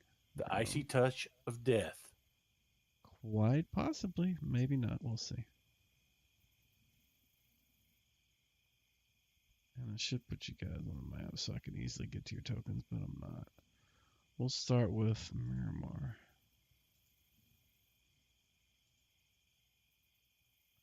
Well, I thought I could by clicking, but it's not letting me. Do that then. There we go.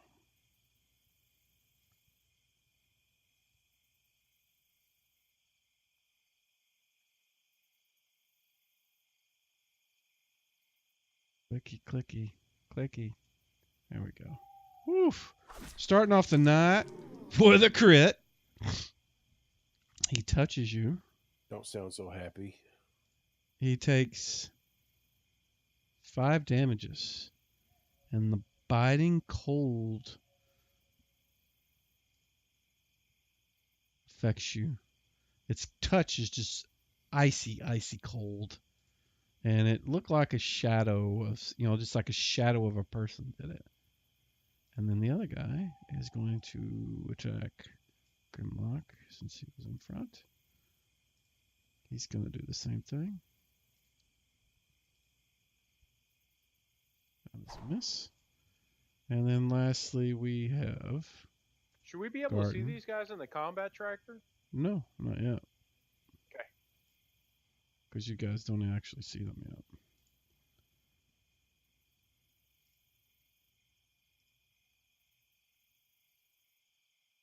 And he touched also. He got a touch on Garten. You take 3 damages. And you too are affected by the icy cold of the creature. Now, everybody can go ahead and... Where is it? Everybody can roll initiative. And then Have we fought these kind of creatures before? I'm trying to think if you have. I don't think you have. I don't think you have. But if what it looks like to you is, and actually I can show you what they look like. Looks like that. I'm just trying to figure out whether I should be using a magic weapon or not. It is a ethereal shadow that's attacking you. You can decide what you want based on that. But that picture that I shared, that's what you see. And I think I might have. This might work.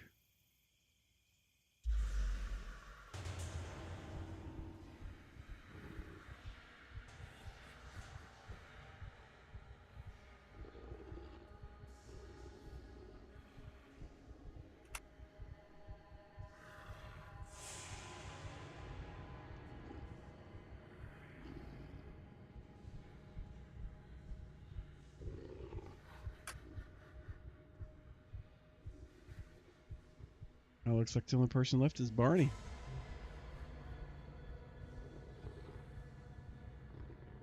Awesome. Roll twice. Oops, I That double works out. clicked.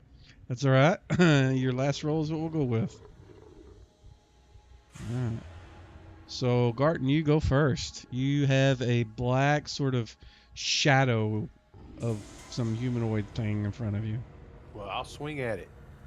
All right, go for it. And I will now. Yours is. I think yours is number 2. All right. 1 second. Let me make sure because I'm lost here. That's Miramar. That is. Oh, shadow number 3 is the one that's on you.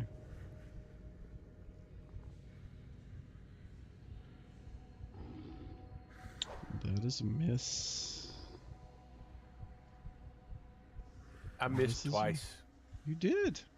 All right. The one that was attacking Grimlock is doing so again. Oof, golly, another 20. You take 2 damage, and you are affected by the unearthly cold. Number 3 is going for Garten again. He missed. Miramar.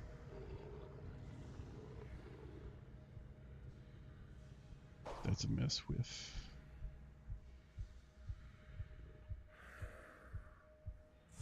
That is a hit.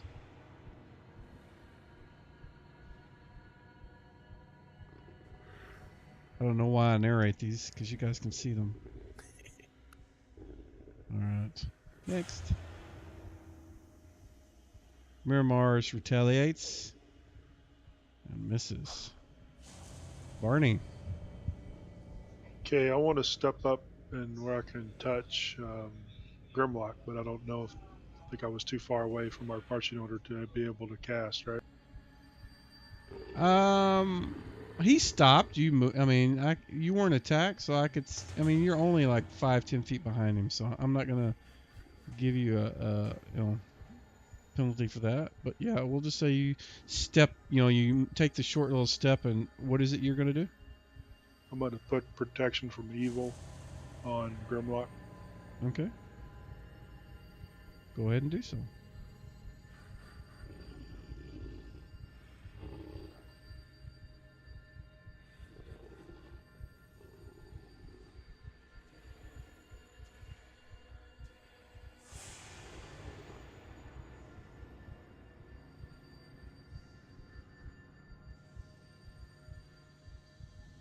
Alrighty, Grimlock, your go. You have a shadowy creature in front of you. Okay. Oh, yeah, okay. I'm gonna take a whack at it.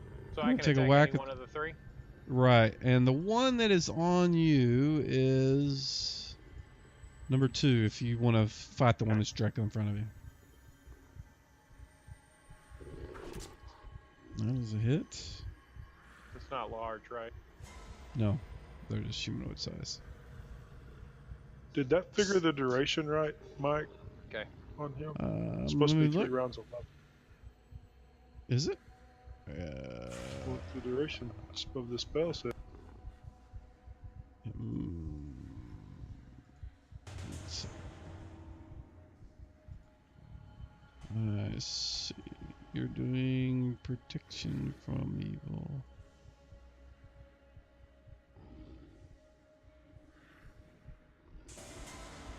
Is that a first level spell? Yes. Okay, looking.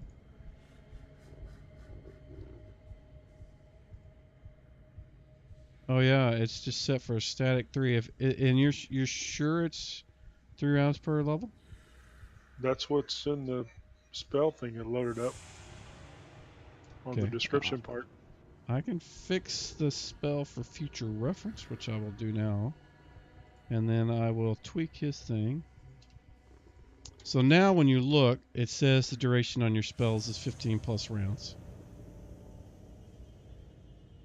I want to double. I wonder why I set it to just 3.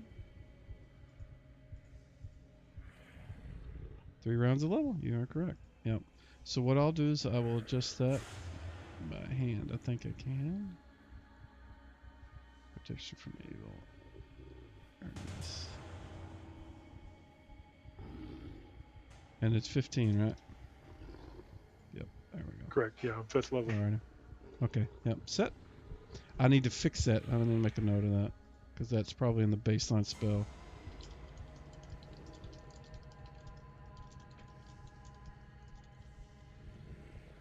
That way it's done right. Okay. And I believe Grimlock, you're done. Oh, sorry. Jareth. All right. I'm going to try and attack Shadow 1 with the Staff Spear. Okay.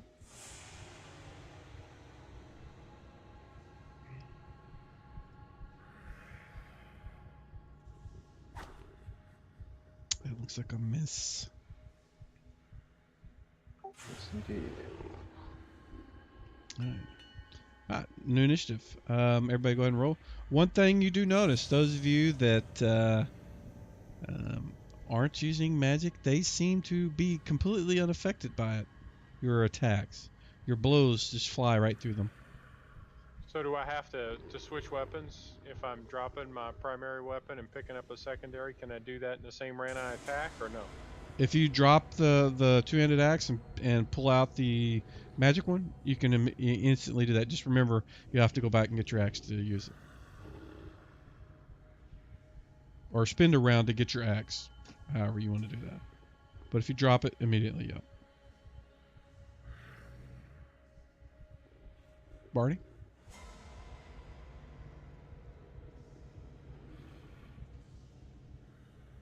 Did mine not go? Did I not get an initiative out? I do not see one, no. Poop.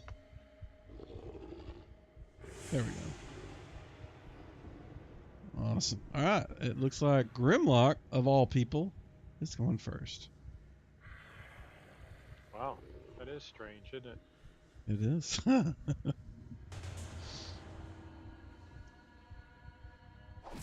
That is a hit.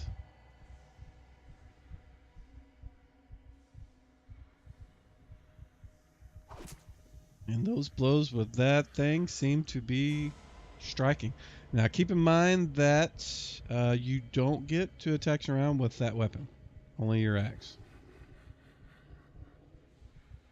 Man, remind me what makes that happen? Specialization Special. is why you get the 3 every 2. When you get to 7th level, you will be 3 every 2 with everything, but you got to be 7th level to do that. Basically, your attacks per round improve by 1 step because of specialization. So when you're 7th level, instead of being normally you would be 3 every 2, you're going to be 2 every 1 with your specialized weapon. With your non-specialized weapons at 7th level, you'll be 3 every 2. But before that, there's no, it's just 1 every 1. So here's the thing then. I used the Morning Star, but could I have used the throwing axe and got 2 attacks? Like, if I used the throwing axe as a melee weapon, would I have got 2 attacks that way? I'm not entirely sure that the throwing axe can be used like that. It's in the name. It's a throwing axe. It can be. I'm looking at the instructions for that weapon, and it says the axe will only cause normal damage plus its magical bonus when used as a handheld weapon. That's what I'm reading now. The Okay, place I'm yeah. reading is Well, then like you something- could use that instead in place of. But again, your specialization is with two-handed axes, not just Well, axes. no, I've got a specialization for throwing axe as well. That's one of the changes we made. But I Okay, don't know gotcha. if that is only when you throw it.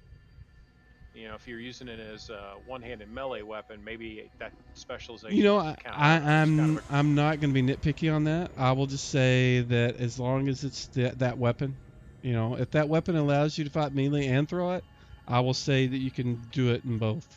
I may change my mind later, but right now that's kind of my first blush feeling on that.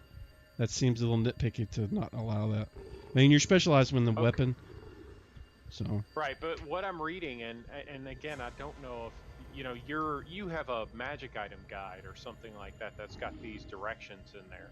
But the thing that I read is like normally this thing does when you throw it, it does 2d6 plus whatever damage. But I think when you do a melee attack with it, I think it only does 1d6 plus whatever damage. Yeah, But just I don't. assume your damage with it handheld is going to be what a normal hand axe would be, which is probably just a d6. Okay, I'll go ahead and pass my turn for right now. Looking at hand axe, the damage for a regular hand axe is a d6 and a d4 for large, so it would be that plus the +1 or whatever it is. Yeah. Yeah, actually, the information is actually in Fantasy Grounds too. I just clicked on the little shield next to the axe, and it says that the axe will only cause normal damage plus its magical bonus when used as a handheld weapon. So it's almost like we need to create another ability for it, like one for melee and one for throwing it, kind of thing.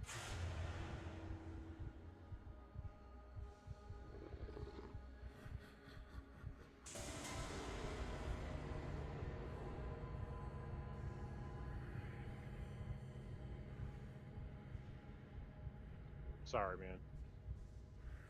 I think that did it.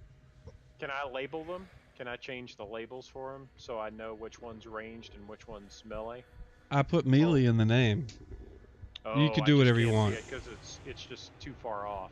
It's off the screen. Oh, kinda just thing. stretch it. Grab the little thing in the bottom, and you can stretch out the Sure width. You can enough. change Yep. the name to whatever Got you it. want. You can Got it. change it All whatever right. you want. We All right, go to so the next shadow person. number 3 is on Garten. He's going to do the same thing he did last and try to. It takes another swipe out of him. You take 3 damage and are frozen as well. Garten, your go. Not frozen as in can't move, right? No, it's a biting cold that just kind of weakens you. And I'm going to attempt to move around behind this thing silently. Okay. You activate I your went, ring. Yeah, activated the ring. And Okay, next round we'll do the rolls and all that jazz. okay. Miramar. All right.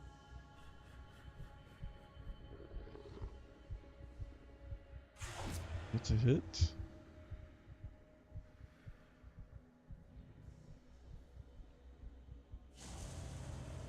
Seems to do damage to it too.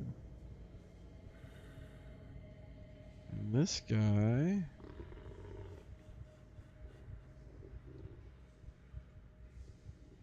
going to attack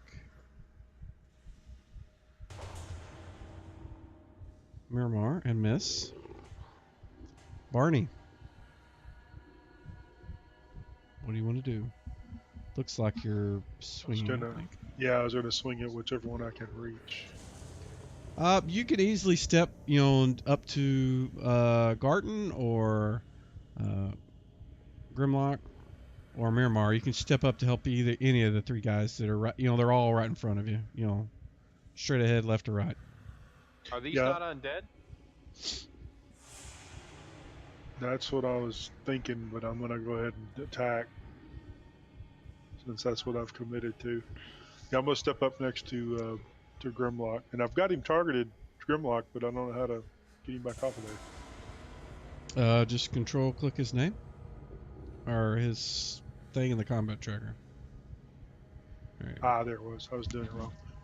So I will tell you that these things are kind of the the antithesis of Pelor. They are the opposite of your deity. Yeah, that's what I'm beginning to realize. So I was thinking about redirecting, but I don't know. That'd be kind of your call. If I should have a good enough It, epiphany, I can stop and pull my holy symbol. I absolutely would allow that because That's like I said, these are one of the they are definitely not living, and they are darkness, which is like the opposite of everything, and they're evil too on top of that. So Pelor is definitely not happy with them. so I'm gonna target all three of them then and try to turn them. Is that Okay, how we should go do for that? it. Yeah, you know what? Here, let me do this. I'm gonna throw all the stuff on the map. I mean, they're not in a position of anything other than I'm doing this so that you can select them all with that button.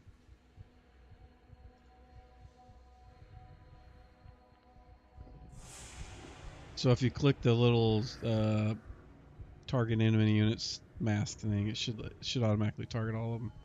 Yeah, it's not letting me Uh, interact. it may be because of this. Now try it. There you go. There we go. Yeah, your token has to be on the map for it to let you do that. God, that token is huge. Good lord. Miramar's huge. All right, so you've got them all, and just click your turn undead. And all three of them turn tail and begin to move away. And that means this guy, I'm just going to kind of move them away as they move. And number 2 was fighting Grimlock. So Grimlock, you get a free attack on this one. That ran away, number 2. Number 2? I thought I was attacking number 3. Okay. I don't know which one you were attacking, but this one was on you. Okay, number 2. Got it. Well, I was going to switch weapons before the next round. Do you want me to just use the weapon I had in my hand? Probably, yeah. I mean, Okay. unless you're going to drop it for the next one. And then I guess you could. That's a hit.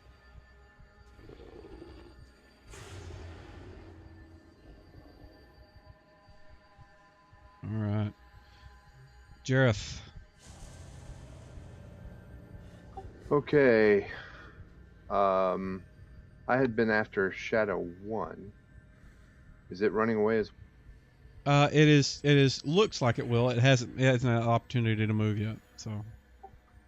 all right? Can I still get an attack in on it? Absolutely. If I do, will it ruin the turn? Not unless you chase it after this fact, because No, it I'm hasn't just gonna moved get yet. it. I'm not going to mess up your action for this round to do that. You know, if they move Okay. away and then you guys follow and attack them, it will certainly cause some effect of that. All right, I'm gonna roll an attack then. Okay.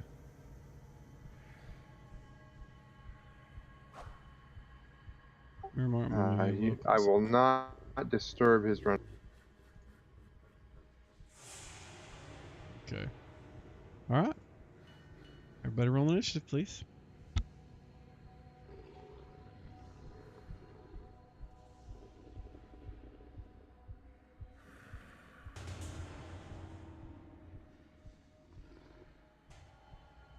All right, looks like everybody roll. So the shadows looks like the one Miramar is on is not going to move until after Barney and Garden go. But the first 2 and 3, these 2, this one and this one.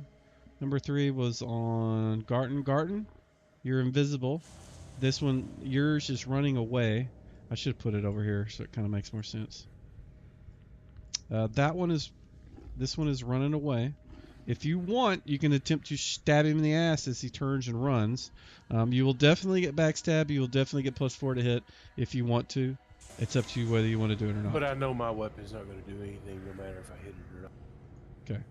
All right. So that's a no. I'm going to let him go. Yeah. Okay. So he runs off, and in the direction that the other one went. And where they're going is just like a globe. They seem to just like move into this globe and are absorbed by it. This just black darkness. And that is the first two. 2 and 3 do that. So Barney, what are you doing?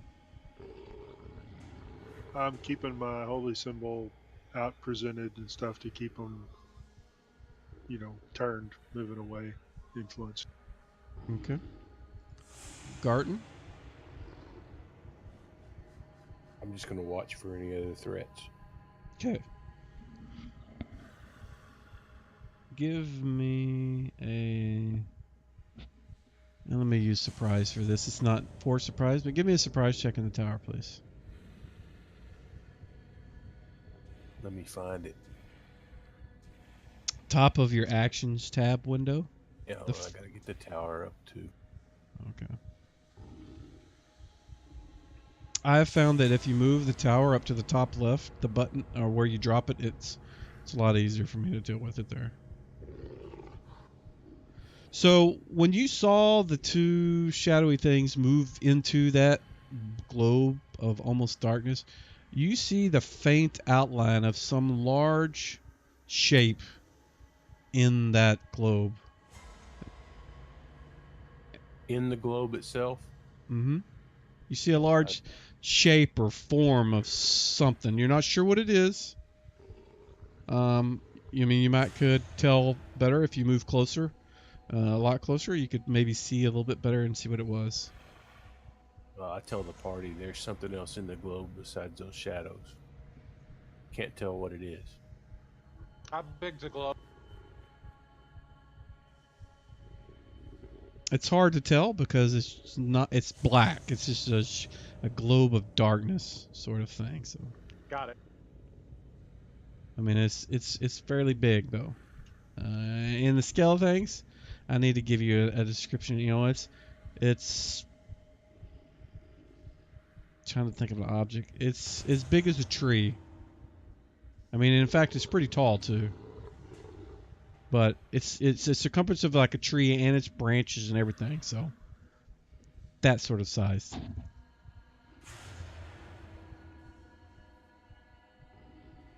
And if you're done, Garten, pass it on. Alrighty, this one was in front of Miramar. Miramar, it is running away. Are you going to try to stab it as it turns and runs? No, I'm gonna let it go. Okay, it does the same thing. It goes into the globe of darkness and disappears. It is your turn, Miramar. What are you doing?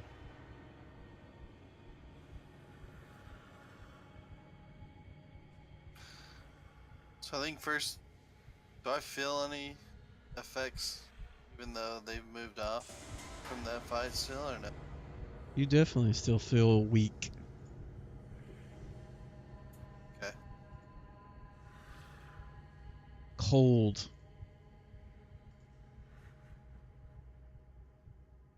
I think I'd like to get, if I can, a little bit closer to the globe, especially as it's moving in. Yeah, but I'm gonna pull up my cloak and move slowly. Okay. With Garten's kind of giving you a little hint of what to look for. So you move. You guys are probably about 30, 40 feet away from it.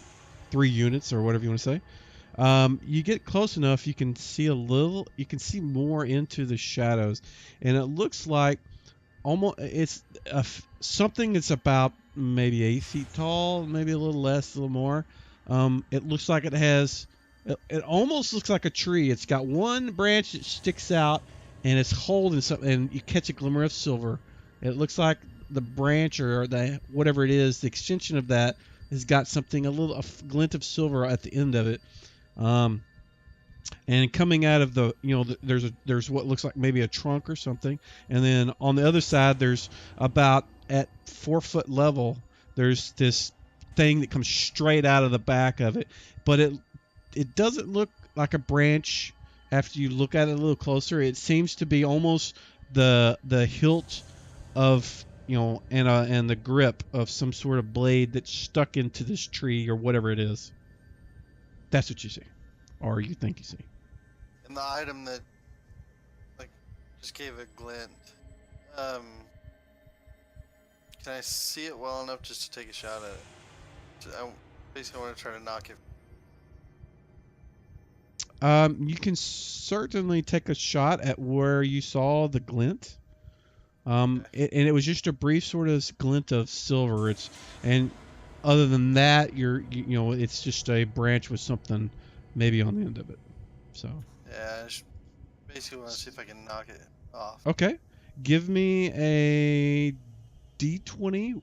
Do an attack with a -4 because you're doing a call shot effectively. And I assume you're doing that with your bow, right? Yeah. Okay.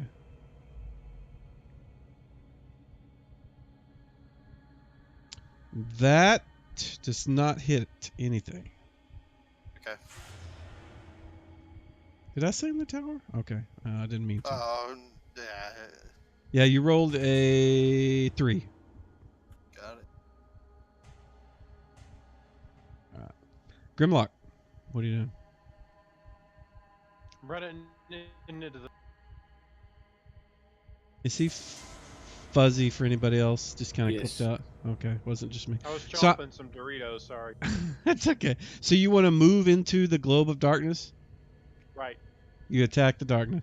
All right, so you move into it. You get right up. I mean, you can't see Miramar, but Miramar is kind of on the edge of it. You get as close as Miramar was, and you see the same thing I described to him. It almost looks like this giant trunk with like a sword hilt, something sticking out of one side, and another branch holding up, you know, about 8 feet up off the ground. This other the branch on the opposite side that's holding up something that you catch a glint of, maybe something silver. Other than that, you don't see anything immediately. What do you want to do? Are we still in combat? Yeah. Okay. So you have a brief amount of time to decide what you want to do. Okay. I will try and pull the blade out. You grab a hold of it? Yes. Awesome. 1 second. Oh, here we go. Get it now. I do have remove curse memorized. You're awesome. 1 second. I gotta find this.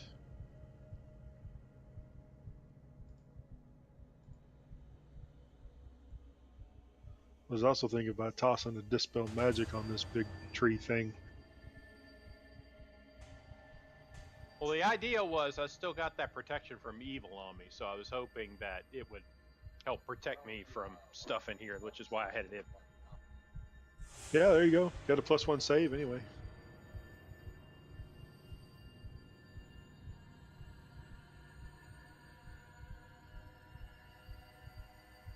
One second, please.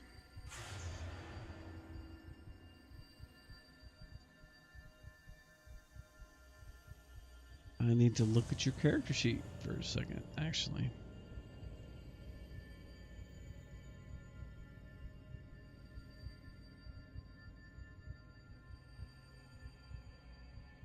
Is your alignment correct? What does it say? Let's see. I'm pretty sure I put it in there. So, what does it say? Neutral good? I thought you were lawful good or Yeah, lawful that's neutral. You're neutral good? Nope. Okay. Nope. It's Alrighty.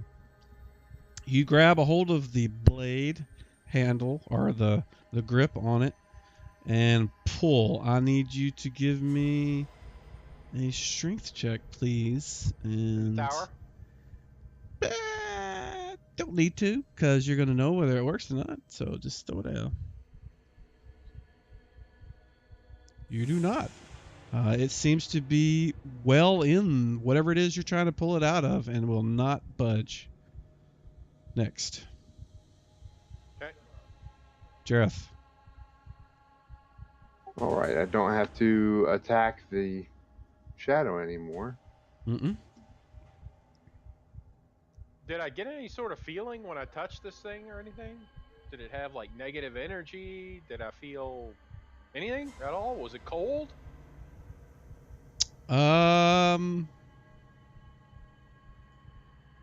your initial feeling, and I'm going to just go with that, is that you were grabbing a hold of a blade, trying to pull it out. I may elaborate on that in the next round Okay, when got it it. comes back to you. And Jareth, what were you gonna do? Yeah, the shadow's gone, so you can follow your groups and kind of move into the globe and see what's there, or you can stay here. It's up to you. Yeah, I'm gonna move in and see what's there. Okay. So you move in, kind of following Grimlock and Miramar, and you two see the same sort of tree-looking thing. As you look closer, though, it doesn't look like the trunk is actually a tree. It looks like maybe it's the shape is almost like that of a person. And the branch is sticking up there, in one direction, holding something out. Looks like a hand clutching something as you look closer. And the other arm is kind of down at its side, but it's attached to, the central part. Um, and you can definitely see what looks to be a sword hilt, with a sunk blade in the back of this thing. But as you look at all of it, it all looks like wood. There's not like any actual flesh or steel or metal or anything like that, except for maybe the glint on the end of that branch that's sticking out. The thing is clutching up at the top.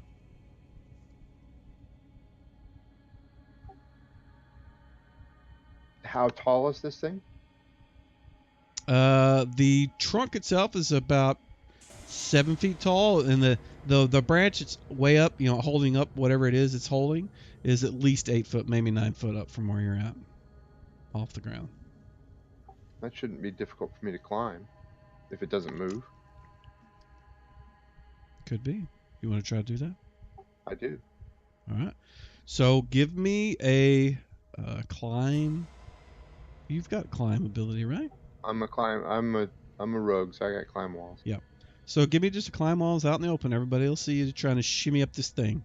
It's got several places to grab a hold of it. You could even grab a hold of the sword hilt to climb up. And you succeed by 13. Very close, but you did it. So you climb up, get up to the top where it looks like the head, and you can see the arm stretching out. What you think is an arm. You can see clearly from here. There's some kind of silver cup or something in its extended branch. And we're gonna go to the next round with that. Sorry, I know you wanted to do something, but I've kind of moved it to the Nope, next that's all right. round. You moved on. That's good. Yeah. The climb generally is your full action for the whole round. Like you moved and climbed. Yeah, that's fine. So with that, everybody has gone, I think. At the end of the actions that everybody took, you see this thing. At first, you guys didn't really. You guys were all paying attention to this tree thing and all the stuff going around it, but nobody looked around. And there was this like heap of bones and armor and even a rusty, two-handed sword, next to it. And as you guys are kind of looking at this tree thing and fiddling around with it, it's risen up out of out of its pile of this heap of bones and stuff. And when you see it, it looks like. Let's see, where is my pictures? It rises up and looks like that. Oh. All right, dude. And it looks. Is he a named? Sorry. Let's see. We'll put him on the thing so you can see him, the token. I've also put him in the thing so you can see him in the tracker. And he doesn't do anything until new round starts. So you guys got to roll initiative. He's already rolled.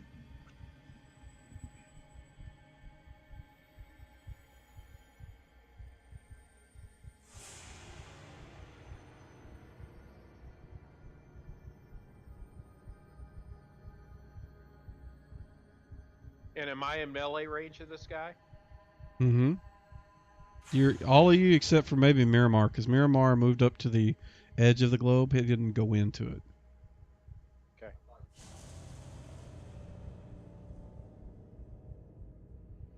decide what I want to do.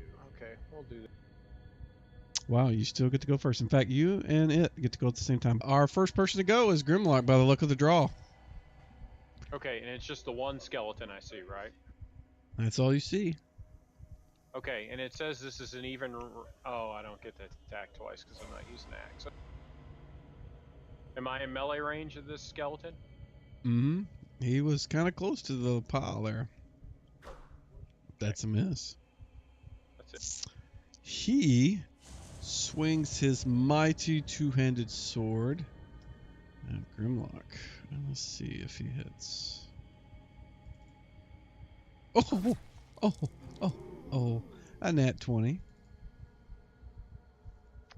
The for protection 7 from evil damage. doesn't help me at all, does it? Well, it would make it to where he would be at a minus to hit you, but with a nat 20, it doesn't matter. Right, auto hit. Okay, gotcha. Yeah. If he was used a melee attack, he couldn't. I don't think he could touch you with a melee attack, but he's not. He's using a two-handed sword. Okay. Let me check. I need to know some things. 1 second. He's okay. Jareth is. Ooh, Jareth. Grimlock. And Miramar. So let's see. I need. And James, are you here back yet? Yes, I'm back. Okay. I need you. We'll wait till we get to you. Okay. Barney. What are you I doing? am going to shine the holy light of Palor on this foul undead creature and see if I can blow him up. All right. So the first thing you do. Hold on 1 sec. Let me make sure I've got this right. 1 second.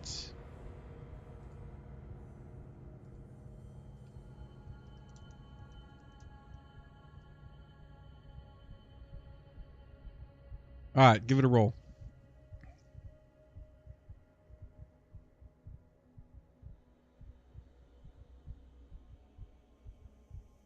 Nothing happens. Dun dun dun. Next. Alrighty, Jareth, you hear Grimlock fighting something. Are you gonna? I assume you're gonna turn and look, and as soon as you do, you see this creature, and it's it's a terrifying form. You saw how it come up out, rose up from a pile of bones, and its glowing red eyes just send this terror through yourself. So I need you to make a save versus spells. You turned Jareth? Oh, Yeah. no. Oh, I'm sorry. I was mixed up there. Go ahead. That's what you see, and I need you to do the save. Oof. You rolled a 1. Nat 1. That is not good. Let me put this on you. Jareth sees that thing and turns and runs in the direction that you guys came from. I was And up in that tree. Oh yeah, so you okay, so what happens is you jump out of the tree and then prepare to run away. So it takes you your full action to jump out of the tree. All right. Miramar. So I'm still focused on the glint in the tree and seeing him jump out of the tree. I'm gonna take shots at it again. I'm trying to knock it. Okay. As you look closer before you do this, you can tell that the branches have grown around the thing. It's like the only piece of the cup, that you can see is just the lip, just barely sticking out of this. Imagine a cup being placed in the clutches of a tree branch that has had the opportunity to grow for a decade plus of time. All right, then I'm gonna move in a position to where I would be under it Mm-hmm. and try to catch Garton's attention to come over here with his rope of climbing and I will wait for him to come over to hopefully be able to use that to climb up the tree. You can't see Garton at all. He's gone. Okay. If I can't see him and I see Jareth just jumping and running, then I'm gonna try to climb the tree myself. Okay. So you don't have climbing, I but do. 1 second. Give me a dexterity check. Or Tower strength check, open. whichever one you want. You are in the open or in the top? In the open. You'll know.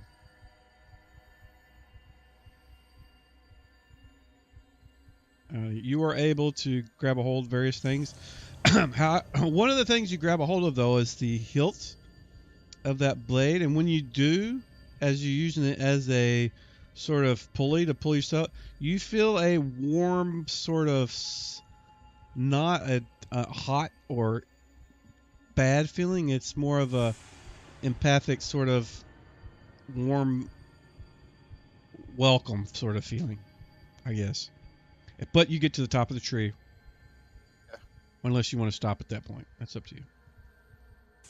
If I feel that, I think I would immediately stop. And I want to yell out to see if I can get someone's attention to assist. Primarily What- Garden. I would call for Garden, I think, just out loud. What do you want to, I mean, say what you want to say. I mean, you can do that. The free action to yell whatever you want, whatever you're doing. So and after you do that, we'll deal with, you stopping at grabbing the thing. I would just yell, Garden, here, quickly. And just yell it. That's it. Just trying to get him a voice to follow. Okay. And as far as when you stop when you grab the hilt and you feel that, what are you going to, I mean, what's your response to that? I'm going to rest and hold it for a minute. I want him to come over. You're going to wait till Garton gets there before you do anything? Yep. Is that what you said? Yep. Okay. All right. Next. Garton, here you go. You hear your party mate holler for you to come over. I will head that way. And knowing Okay. he can't see me, I will take the ring off. Okay. Shut it down. Let me remove that. Okay. And Can they not see me fighting this thing? Oh, we certainly can. Dude, you're the fighter. That's what your business is. Right. But I'm about to free Warden Lightfoot, and he may shut that down. That's my guess here. So I get over there. Okay. So what? And what I'm going to do, I'm going to let you guys just have a conversation because, you said you were going to hold the rest of your actions until he got there. So he's there. You can see him now. And he still hasn't done anything other than move over there and take his ring off. So you ask him what you're going to ask, and then we'll see what happens from there. Now just, Garden, place your hands on this blade and see if you can feel anything. I just want to know if it's something he can be, if he's attuned to as well at all. All right, I'll grab a hold of it. You grab a hold of it. It doesn't. You don't feel kind of what Miramar said he felt, but I mean it feels like the hilt of It feels a like blade. a sword hilt, right? Right, to you. That's what But like it dude, looks like it's made of wood. The whole thing. It's a sword made of wood.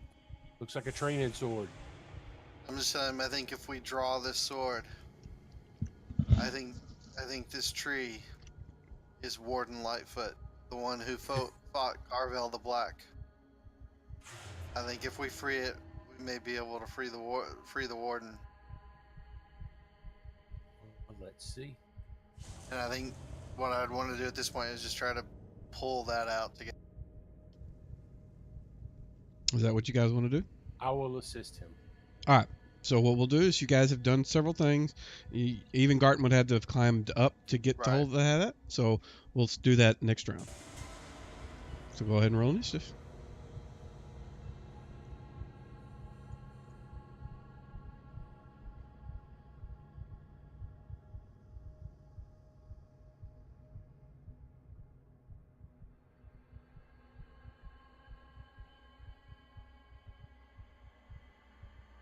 First person to go is Barney. What is he doing? I see Jareth running away in obvious fear. I'm going to try, before he gets too far away, I'm going to try to remove fear on him. Or give him another Okay. save. He hasn't had the opportunity to act yet, so if you have the spell, and you said you were casting it right off the bat, so do you just need to touch him to cast it, or It's a I don't know how to 10-yard work? 10-yard range. And it allows him another save, or just removes it right off the bat? No, it allows. Let me pull it back up here. Hang on.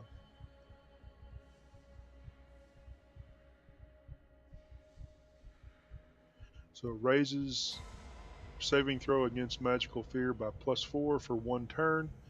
If the recipient has recently, that day, failed a saving throw against such an attack, the spell immediately grants another saving throw with a +4 bonus to the die roll. Well, there you go. Give me another save, Mr. Jareth, with I'm going +4. to cast it on him. I don't think it puts an effect, but I'm going to cast it on him anyway. Okay. To put Save. +4 on it. Use the little situation modifier down the bottom left. Just click the 4.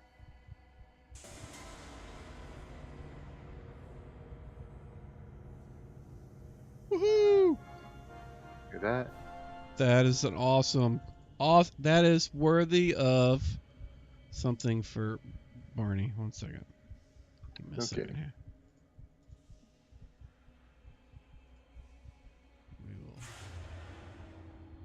There we go. That was a good use of that spell. All right, so you get him, allow him another save. He saves, and he is now on the ground, but he is not fearful. Next.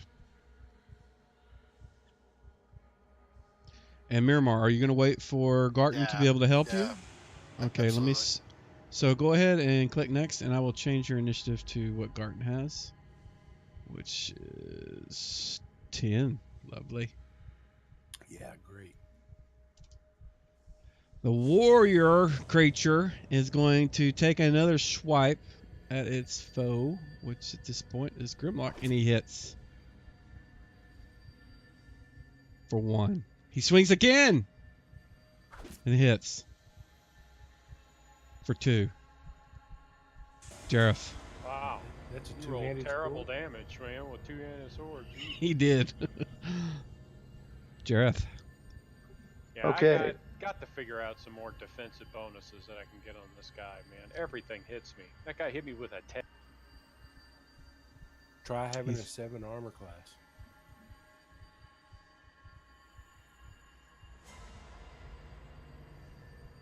So what is Jareth doing? All right. First thing I'm going to do is throw a quick salute to Brother Barney. Thank you. And then I will draw my spear, and obviously I can't attack this round. I didn't have the weapon ready, but I want to see if I can attack this this skeleton thing from behind. If I can get behind it. Okay, you want to move around behind. It's not really paying attention to you, so I will certainly allow you, when we do our action next round, you will move up silently, and we'll do a roll. And if you make it, you'll get your backstab plus the +4. If you don't, you still get +2 to hit. It just won't be backstab. Okay. Next. Actually, I want to do Grimlock first. Yep. And then we'll come Okay. back to you two. Go ahead, Grimlock. You guys all have the same initiative. It's just easier for me around. That's a hit. And you are done? All right, Yeah, we'll that's all do I Garton and Miramar together. So Miramar, I assume you're wanting Garton to help you, yeah? Yep. So Garton, give me a strength check. Just give me a strength roll out in the open, and you need to. I mean, your strength is below that anyway, so.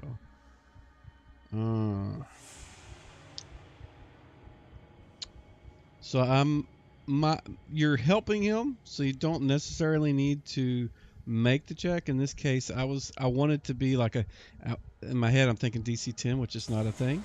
So in my thinking it would have been at a +4, so that would have made it by 1. So what that does is that gives Miramar a +2 on his check. So when you make your strength check, Miramar, which is what we'll go to now, give me a strength check at +2. All right. Oof, yeah, wow, that's really good. Yeah. You rip the Yoink. thing right out. As soon as you do, the tree thing crumbles to dust, and in the top of it is the cup. But the it's I'm going to 1 second. This is gonna let me move this to Miramar. Let me do something. I'm gonna give you something, and impart some information immediately to you. Where is it?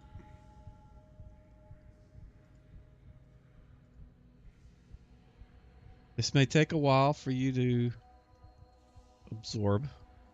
Look in your inventory. Yep. Inspect that thing that's there, and all that is imparted to you as soon as you pull it out.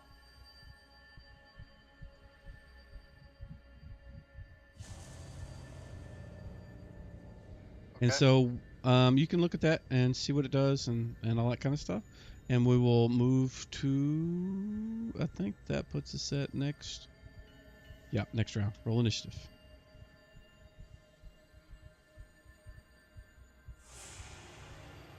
And I will explain something after this, or when we get to you, if you have a question, it may come up. We'll see. Okay.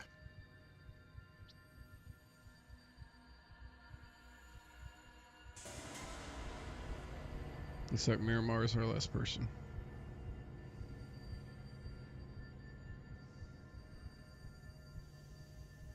All right. Barney, what you doing? I want to step up and smack this skeleton with a mace. Go for it.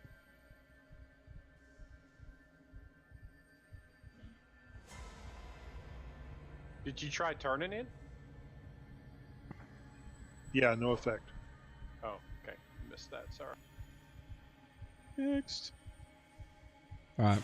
So as soon as you pull it out, you felt a bond with the blade immediately connect with you, and when it did, it imparted, what it can do.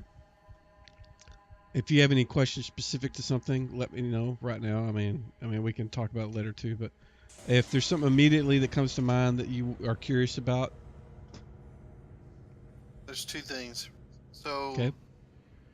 the hand that we think more or less that was grabbing around the cup, is that gone or? Yeah, the what's happened? entire thing crumbled, and it's not something tells you, but you feel that the blade that you pulled out was used to kill whatever it was that was there. And so Okay. based on knowing what the blade does, and it's what it is, you assume that the person that had it, which was the warden Lightfoot, used it to kill this thing, and that Okay. and that was the tree thing. It turned it into what it was and killed it.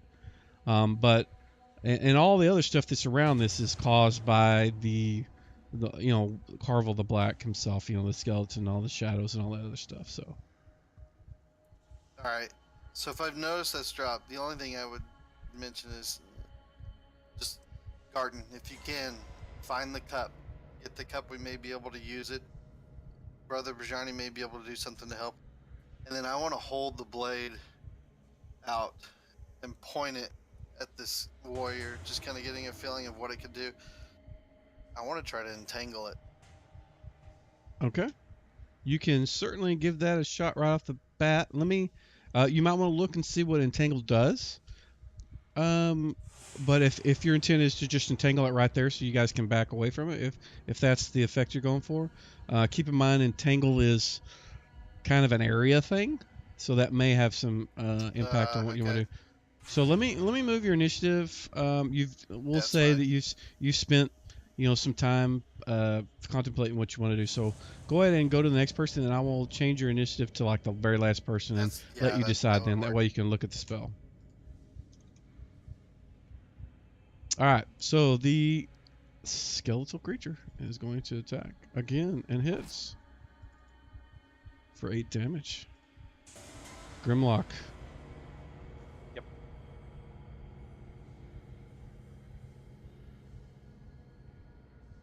That is a miss. Jareth. So give me a move silently check at the tower, please. Actually, you can do it in the open.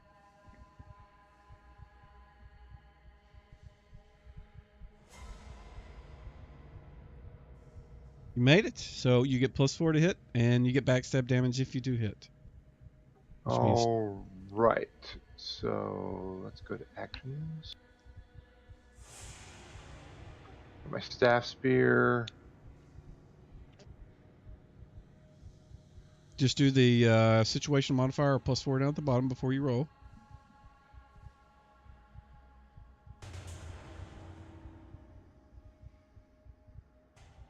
$20 on the die.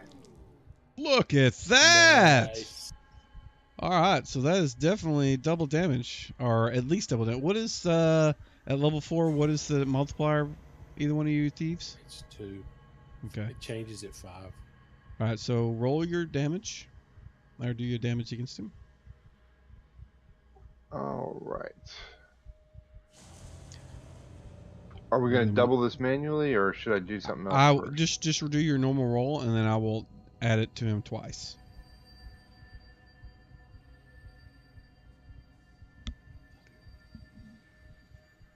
All right, so you did a 2 total, but I'm gonna go ahead and add that to him again.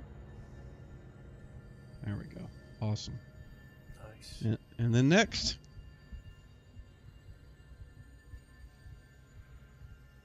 Barton. So I guess I hear him. Yes. You certainly heard him. I will attempt to find the cup. You can easily find it in the pile of dust that was the tree and reach down and grab it if you so choose. I will do so. All right.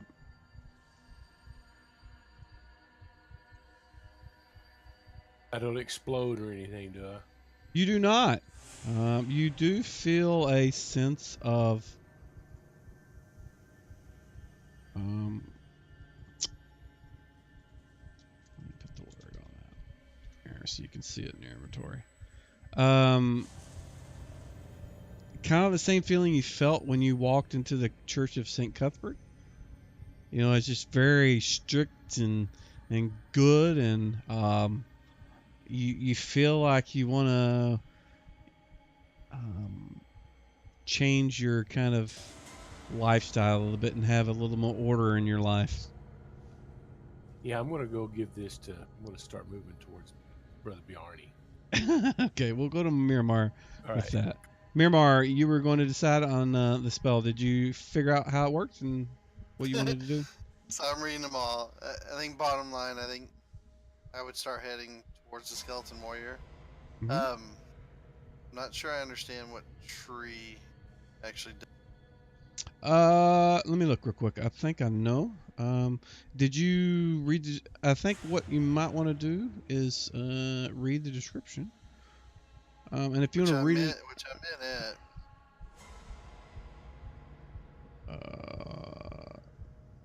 This one, that doesn't help. When I click on tree, it gives me the description of. Yeah, it doesn't really tell me what it does. Yeah, that is not helpful. Look at the spell tree. And that's the same where all of that. I mean, to look at the way that's working. It should have the spell listed there, and it's not.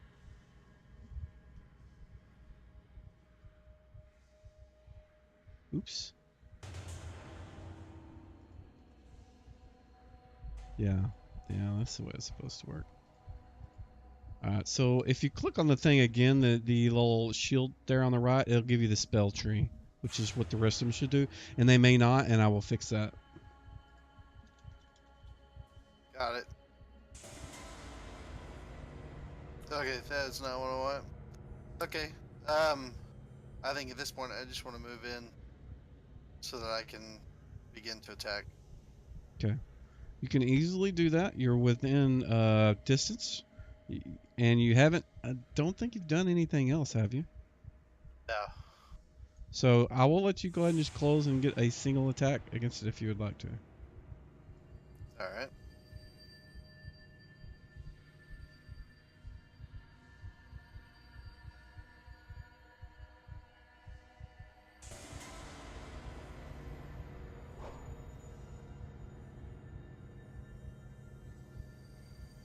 That looks like a whiff. Everybody roll initiative, please.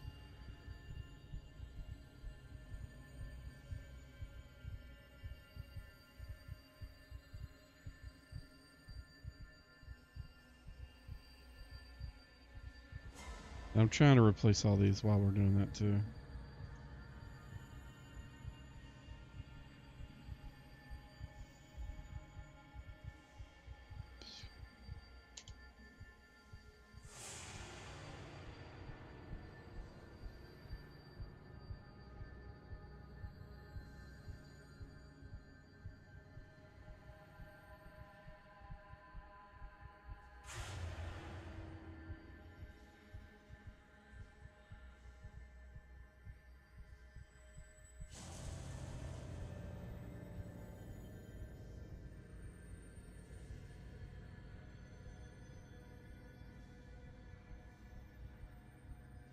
All right, I think I've got your stuff fixed, Miramar. Everybody's got initiative, and we start with. Oh, why is it starting with Miramar? There we go. Miramar, you go first.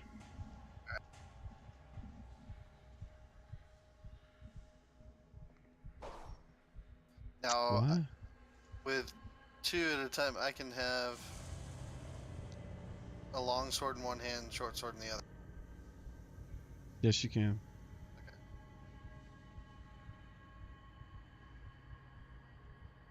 Hold on. I think I may have. Yeah, give me a second. I'm messing with something. Trying to fix your string there. Every time I do, it's adding all the shit back that I just fixed. Messed it up. Let's see. There it goes. Your sword has an actual name now. All right.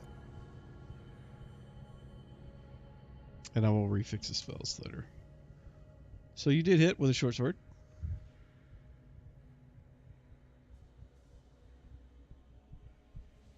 For 3. And next. Remind me before we leave to fix your abilities on that, because for now, look Okay. it up in the spells list on the tab on the right, or the section on the right. Jareth. Okay, I'm still attacking from behind this thing. Do I still get a +2? Sure, Or I'll is give it to you. I'll give it to you. Okay. Yeah, you're directly behind him, and he's fighting Grimlock. Not much good. Yep. And Barney is casting a cure spell. Yeah, why did it say that? Because you and casting him have the expired? same. It's because you and Jareth had the same initiative, and so it expires at 10 on the initiative Gotcha. round. Okay. So even if he had hit you, if Jareth would have turned and stabbed you, it wouldn't have interrupted your spell because you guys go off the same. I'm not saying he would stab you, but. Never know about us rogues. Don't turn your back. If a monster at that 10. So here we go. We've got two-handed sword against Grimlock. Ooh, that hits. For 3, and he swings again. And misses. Carton. All right, I'm going to give this cup to Barney. Okay, you can throw it in the party inventory if you'd like, just to get it out of your inventory. And let him worry about it later. Wait a second. I mean, you don't have to do it right now. You can I'm just... just going to tell him here, stick that in Cuthbert's eye, that law-abiding twit. There you go. Oh.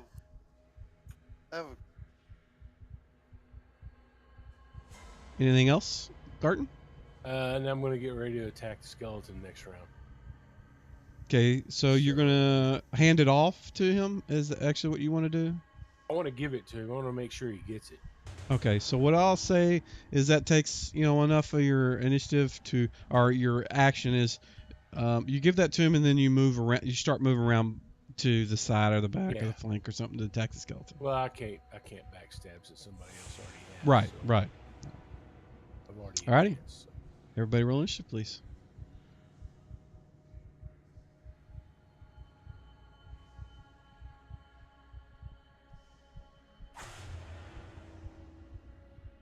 Sorry, I rolled the wrong thing. It's all right. Give it another roll.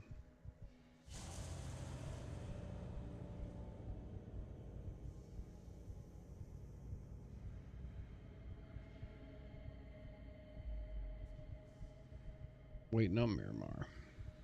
I already went. Your initiative does not show. I rolled a 1. That's probably an attack, would be my guess. It's weird. No. It reads his initiative. It doesn't. Do it again, because it doesn't show your dice roll. Because I can see it in the chat box. Initiative. Me too, mod. yeah. Do it again. I'm curious to see if it... That is freaky deaky. It's that...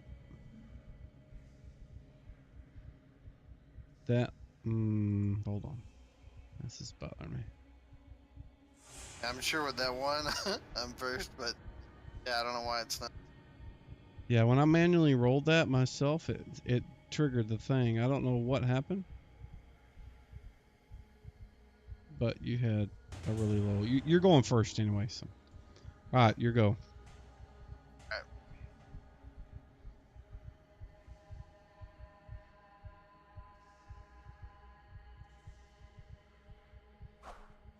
That is a miss. That is a hit.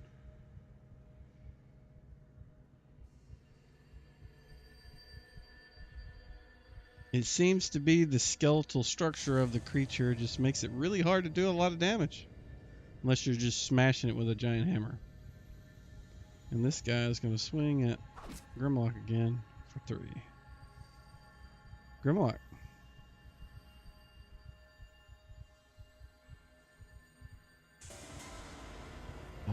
That's a hit. 7 damages. Garden. He's gonna swing at this thing. Go for it.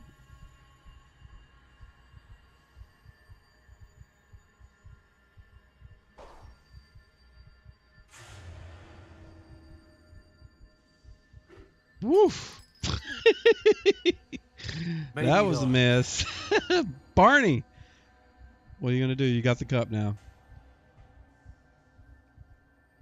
I was gonna cast a spell on Grimlock. Go for it. Here. Go for it.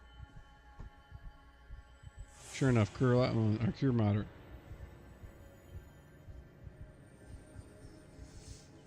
Thank you, sir. Jareth. Gonna try to stab him in the ass again? I am. Give it a roll.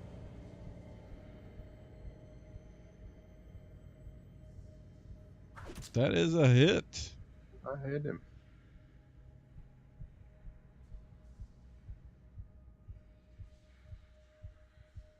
Awesome. Next. Yeah, it's not much good attacking this skeleton with a pointy weapon. Yeah. It's very hard to do a lot of damage to him, but you did some. Better than 0. Yep. You can go next. All right, everybody roll initiative, please.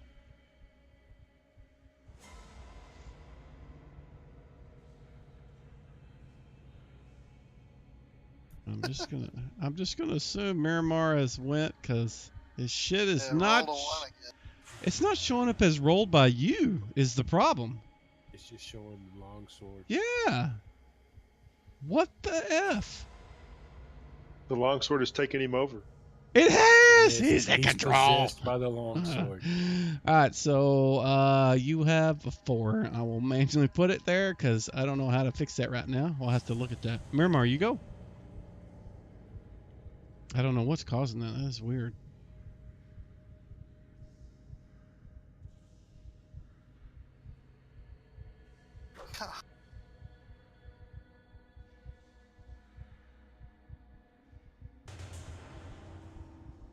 Wow, 1. That's definitely a miss. I cannot hit with that new weapon. Nope. If you want, go ahead and do me a favor and relog while we're going through the list and see if that makes any difference. Grimlock.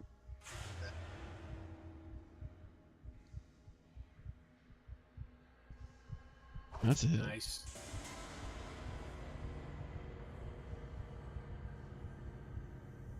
Seven damages. A little bit at a All right. time. Barney. That's a miss. Mr. Warrior. I believe I get to go twice this round. That's a miss. I'm gonna double check my.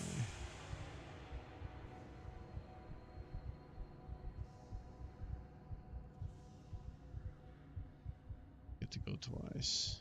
I'm going on odds. You're going on evens. That's it. For 8. Garden. Gonna swing. Give it a stab. Or 2. Maybe not. Would not. The cold bite of the shadows has left you, by the way. Miss. Jareth. Okay, here we go again.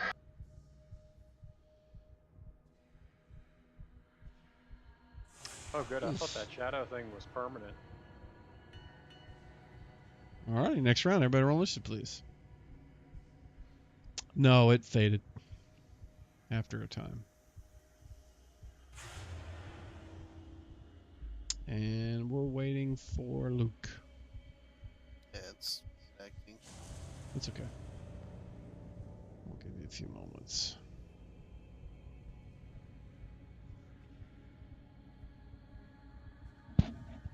Did it fade off of me as well? How do I tell if that's still on me? It's gone. not. At it's some not showing point in it your did. Yeah, effect, at some yeah. point it did. In fact, I think it should was have had last it to. round. I should have had it to where you couldn't see those, but I did. So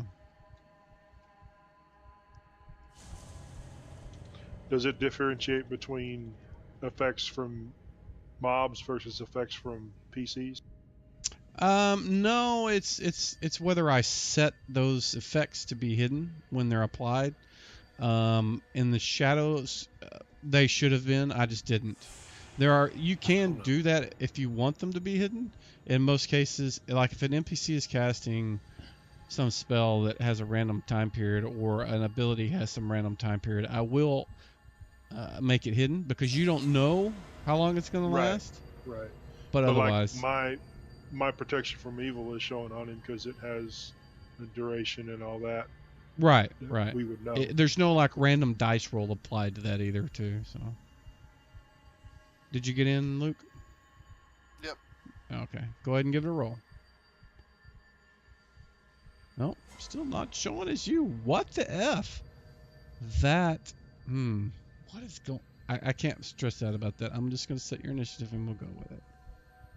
Which is 5. On the plus side, that longsword keeps rolling 2s for initiative. Yeah, And that what? is... Why? Where are you rolling that from, by the way? So I took it directly from the item, like I have all the Okay. others, and I put it on my bar. That's it. Do it from the actions tab on your character sheet. That's why. Grab a hold of that yellow thing and drag it and put it there. Put it on your bar. That time I did it right. Okay, yeah, that's why. Because it's rolling initiative for the item, not for you. That's why it was doing that. But we're fine. You're first. Go ahead. Alright, I replaced it on my bar. Your attacks and damage and everything, I would do the same thing too, because otherwise it'll use the strength bonuses for just the item itself. Gotcha.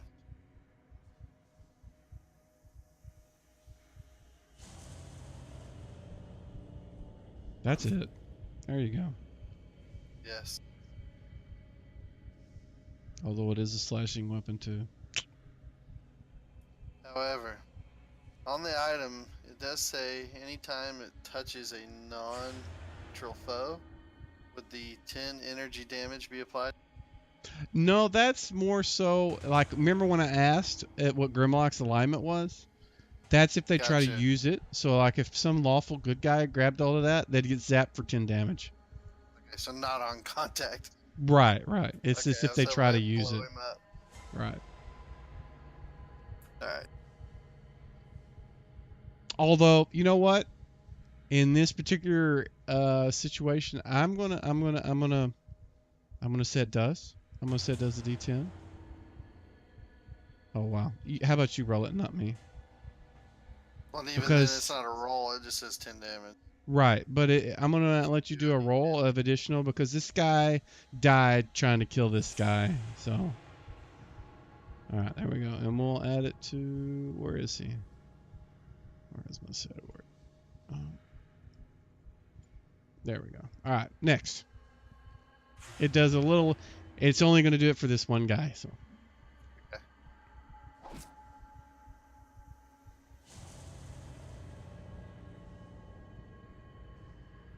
Alrighty, Jareth.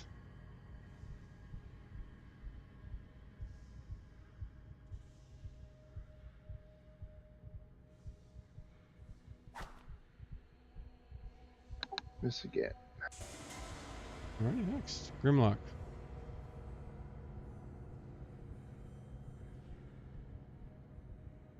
Oof.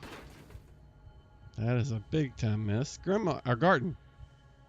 I'm gonna swing again. Go for it. Wrong button. Sorry. That is definitely a wrong. Don't. Oh, sorry. Sorry. It's okay. I'd already grabbed it. You were after Grimlock, so you were a 10. There we go. We're back to 10. You're good. And Sorry. I miss. Twice. I think I may just throw my weapons away. Barney.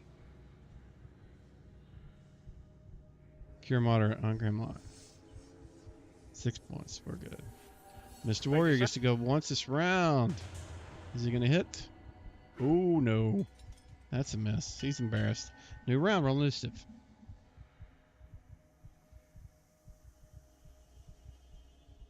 Wow, somebody rolled a 10. Still ones. All right, remember, are you going first again?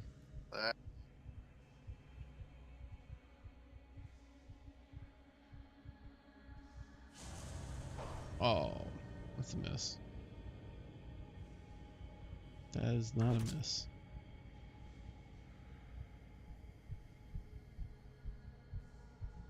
Next. Barney, what you doing? Casting Cure Light Wounds. 6 points. Garten, you chugging your sword or your daggers? Thank you, sir. I try to kick it. I'll give you a D3 if you kick it.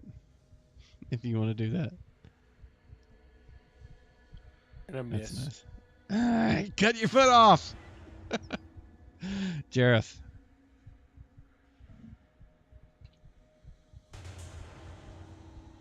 That's a miss. Boy, you guys are having some really bad luck tonight. He gets to go twice this round.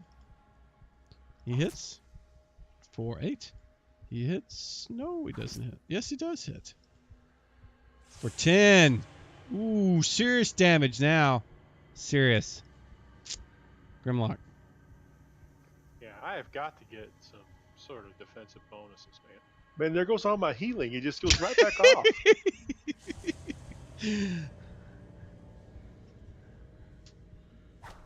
That is a mess.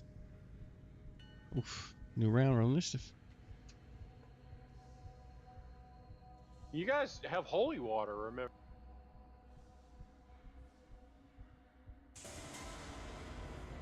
I was gonna yell out. I think if you put it in the cup, it may amplify its effect.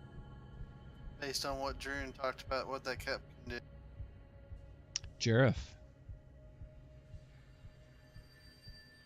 In fact, Robbie, one of the things that you recall them saying that the cup allows you to produce holy water from just water. We should have holy water. I mean, I don't have any, but we should have I've- some in I've our got inventory. I've got some, yeah. Jareth, Okay. just waiting for your initiative. Sorry. Oh, sorry, initiative. There we go. All righty, Miramar, you go first again. Ooh, that's a hit. Yes.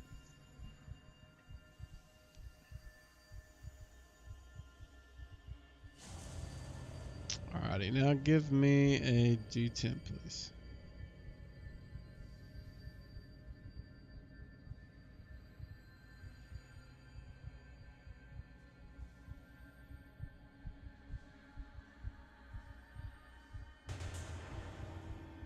Alright. With that, the blade sort of flames, not flames, I guess flashes in a silvery sort of pulse, and the skeleton just flies apart. And when that kind of silver explosion that goes off, as it does, all the dark sort of shadow and globe of darkness around you guys just goes away, and it becomes like a normal forest this time of day. During the day, it's not shadowy or cold or. And hold on a second.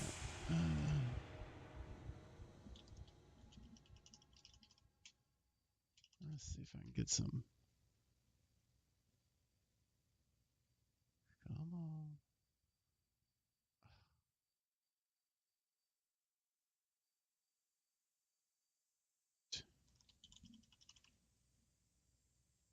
Why is it not showing?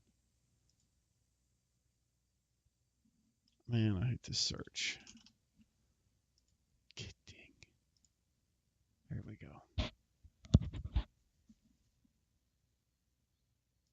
Boy, Grimlock, you look like you're in pretty rough shape. Yeah, well, I got hit by a two-handed sword like 32 times during that fight. Honestly, I should have went down. He rolled crappy till the end there. He kept rolling crappy damage. All right. So he collapses in a pile of bones. His armor just seems to rust and decay before your eyes like it was held together by magic. Same thing with the sword. The sword didn't look too good to begin with, but it just seems to just fall apart.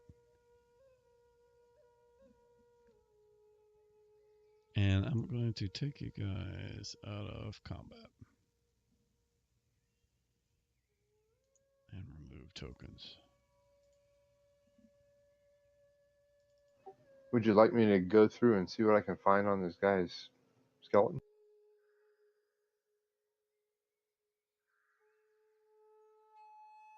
Say that again. Would you like me to go through this skeleton's belongings to see if there's any value? Oh yeah, we're gonna search this place.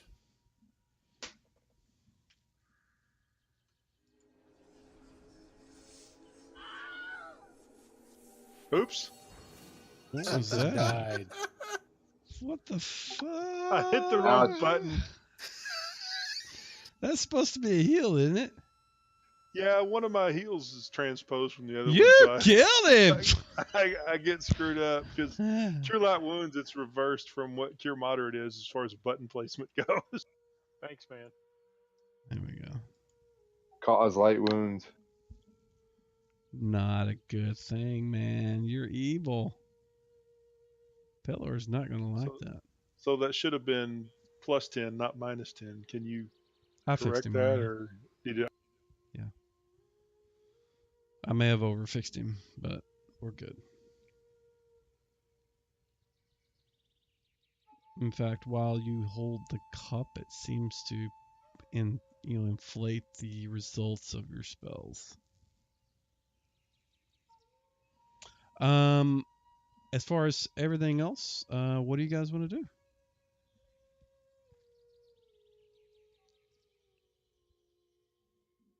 I will search the skeleton warrior for value. I'm just gonna walk around the area, make sure there's no other hazards that we need to worry. Let me go back to the place where it pulled the sword. I'm also Out. gonna pick up my axe. Okay, both of you. I'm gonna see what I can figure out about this cup, if it, any vibe I get or anything. And I'll tell you what Droon told me, essentially, too, just so I'm gonna search around the you area. had that background.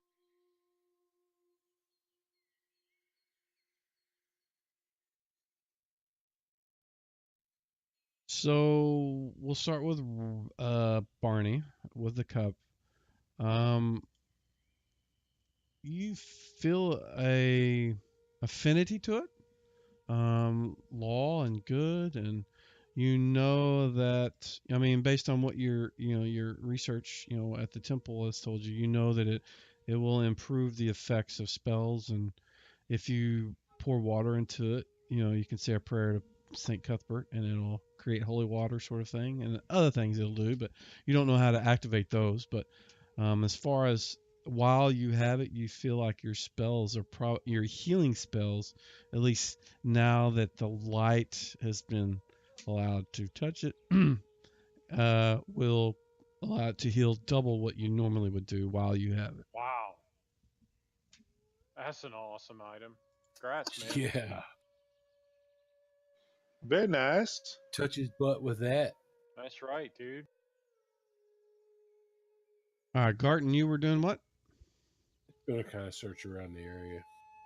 Search around the general vicinity. You look around, and with the light of the day, you can see that there are bones, old bones from the battles that took place here. One of the ones that you notice are the bones that were at the rear of the tree, I would say, and you kind of maybe that was Warden, that was the person at the back that plunged the blade into the back of the Carvel the Black. On him, you can see he is wearing some chainmail that looks to be made not by dwarves or men, maybe elves. It looks very thin and very flexible. We'll definitely But check those bones out and see what all's there, besides the chainmail. yeah, that is the only thing that seems to be there. Everything else has either been taken or decayed, as far as you can guesstimate. But it looks like a suit of elven chainmail, size for a human or an elf, human elfish size. Yeah. I'll definitely Uh, let the party know about that, but continue searching around. I will put that in the thing.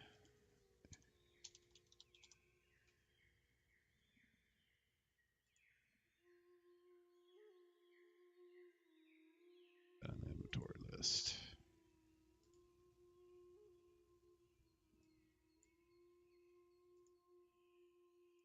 There. And Jareth, you were searching the skeletal warrior thing? Yes, sir. The metal and the objects that it wore seemed to have almost immediately just kind of rotted, and the age is caught up with it almost as soon as you killed it. It's like magic was holding it all together. The armor and the weapon that it was using just kind of just rusted and fell apart, and you pick it up and the blade just kind of snaps in two, like it's been sitting out, in the exposed to weather and whatever for several hundred, not hundreds, but several decades. It just was crumbled.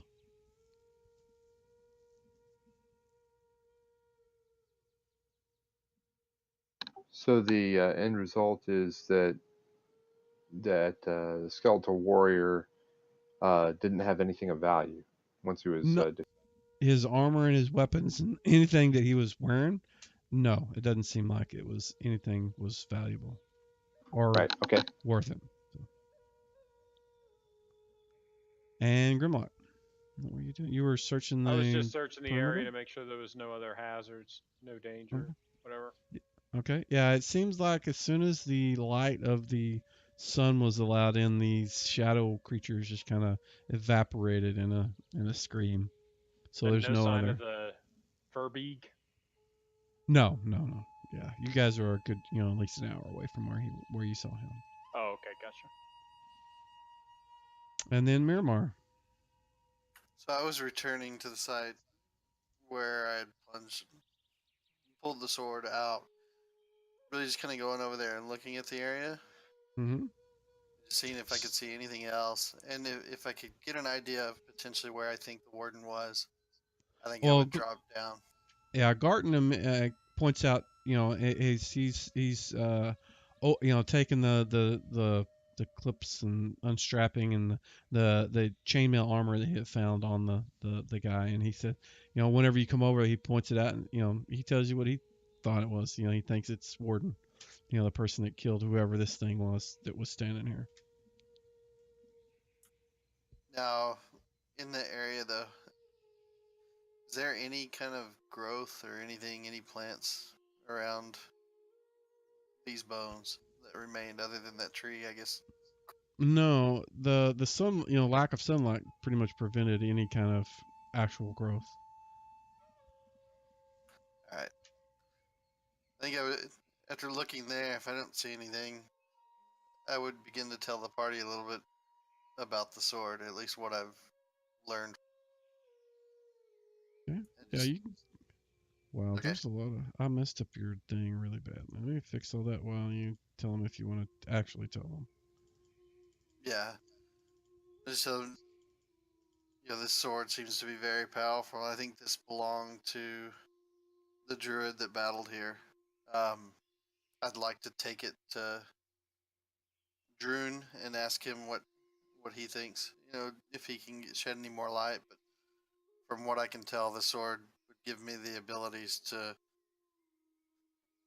work with plants and animals even more. I can speak with plants and animals and even travel through plants. Sweet. Turn Nice. myself into a tree. Make obscured weather. So I'm not real sure on druidic rites for the dead, but should we do something with his remains, or leave them here, or inter them close by, and something like that, or what do you guys think? Make a religion check, please.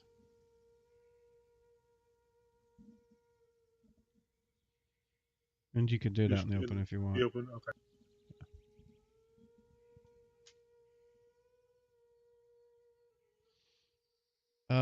As far as you understand of the old faith, you believe that as long as the being has been returned to nature, it doesn't matter how, if they're left out in the sun and underneath the plants, that's okay. Okay. Well, then we won't disturb it any more than we have to. Let the sun make everything grow here, and it'll just kind of reabsorb into nature. Reintegrate. Cycle of life. Start hearing the song Circle of Life. Yeah, if I had the song queued Yeah. up, I would definitely play it, but I don't. There you go. There you go. All right. Anything else? Sure wish that set of chainmail was hobbit size. Hint, hint. Yeah, I'm sure you would. Unfortunately, it was on a human. All right. What do you guys want to do? You guys want to go off to the temple, or do you want to go back to Hamlet and bring Well, back the we're supposed to silver bring that- sync cup? I've got back. Yeah, we got to go talk to the guy that gave us the quest.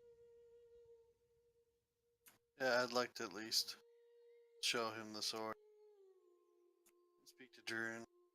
And then I So think it's going to be up to us. Do we want to keep the cup with us and promise to return it when we're done, or how are we going to handle that? Well, who return it to who? The Temple of St. Cuthbert? So Droon sent us out here, and essentially he just said, the one use for this is the city itself could benefit from having an item in town like that for the good of the city. So if anyone got ill or sick or poisoned, these elements it'd be easier for them to handle. Yeah, I would just go talk to when we go talk to Droon and just say, yeah, this does look like a good item for the city, but you know, before we give it to them, we it might make sense for us to keep a hold of it, to use in the Right. we've already put it to good use, just fighting that skeletal or whatever his name was. Yeah, speaking of whatever his name was, were there any bones left, or did they all crumble away? From what? The skeleton warrior dude. You could certainly take some of his bones. Yeah, they weren't all completely, turned to dust. It was the tree thing that turned to dust. Okay, so we can gather up as much as we can, like wrap it up in a cloak or something, and secure it, so those may have some use for um, alchemy or protection potions or something like. Okay. Yeah, absolutely.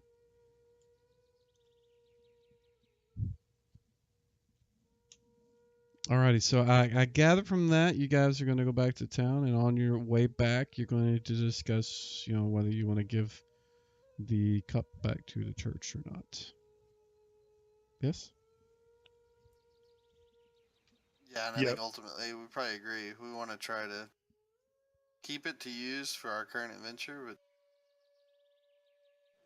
Yeah, I think that's the thing, the tack I would like to take is if they allow it for us to use it until we've basically cleared out the temple if we can, or figure that out, and then return it once we're done with that. yep. And With the caveat that if we all die, they got to come get it themselves.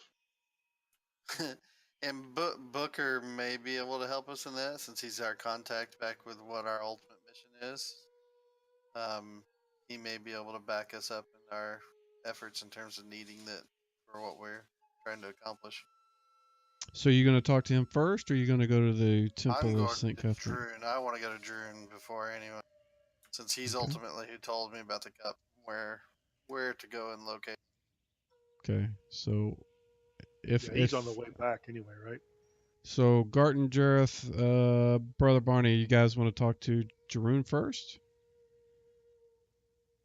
Yeah, And it's you guys okay fine. with it? Just Okay. going with the party. Yeah, let's go back to the road and make our way back down to Hamlet. I guess that's where Droon is, right there in the Yeah. Yep. Hamlet. He's in central part of Hamlet. Okay. So you guys make it back to Hamlet. It's kind of it's around 4 o'clock in the afternoon. You guys started early in the morning. Takes several hours to get back. You get there and you go to Jeroen to speak to him, and he's there as he always is. And what exactly do you want to say? Oh, wow, I didn't mean to hit that button. Sorry.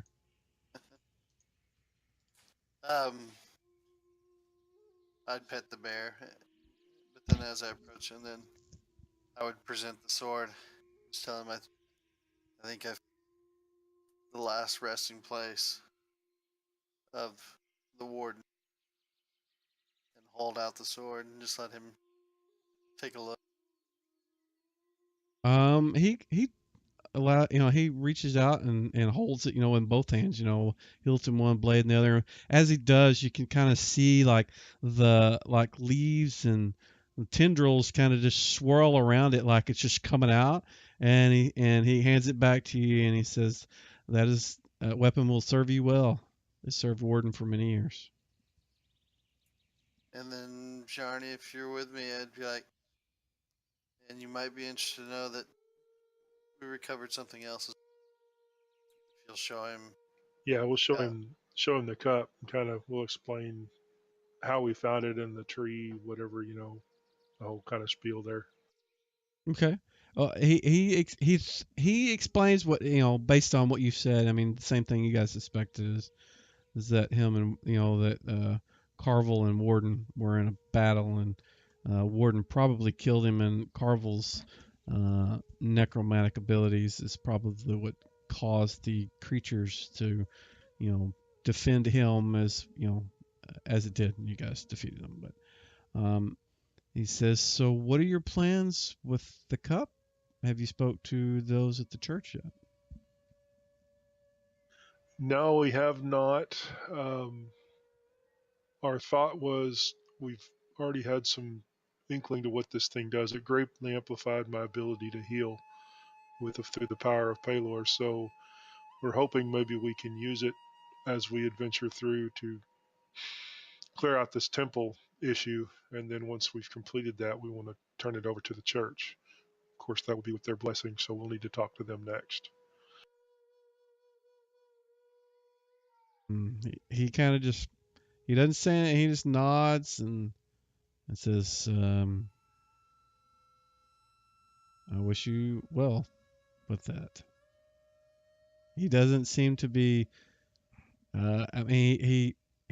You get the impression that he doesn't think the church, the temple folk, are going to agree with that request, but he doesn't say it. You just kind of get the impression from his body language and the way he speaks. He's like, "Oh, okay." That's kind of the impression you get.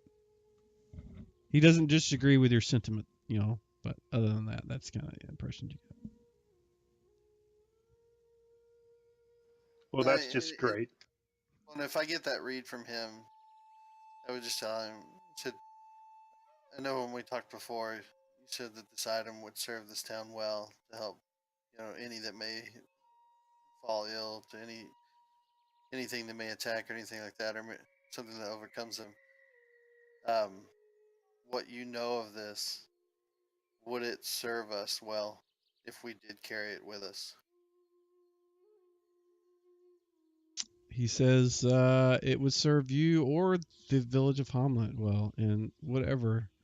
But if it fell to the somewhere in the temple, it could cause great harm. The relic could be turned to its opposite.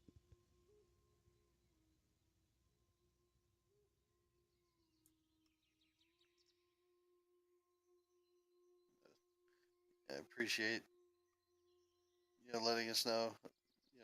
Obviously we want to help here within the city, but I think we'll take it to the church and see what we can do.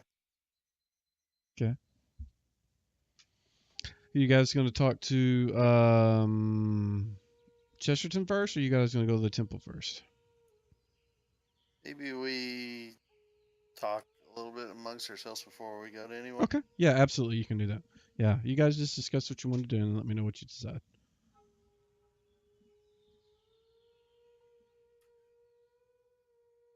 So I'm pretty sure, given the magnitude of this item, the church is going to want to see it sealed away and in their possession.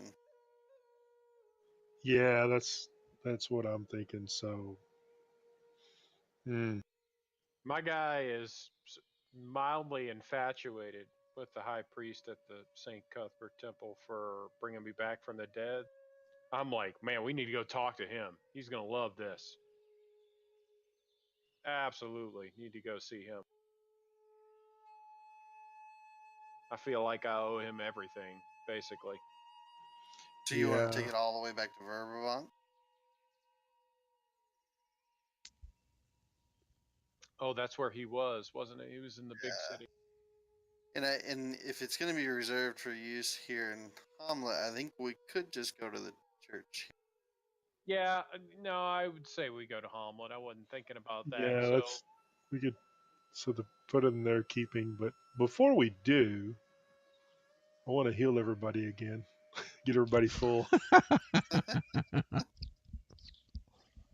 Go for it. You want me to actually cast or just?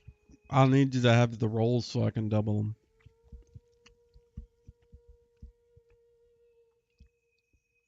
Yeah, I don't think it's going to be a problem.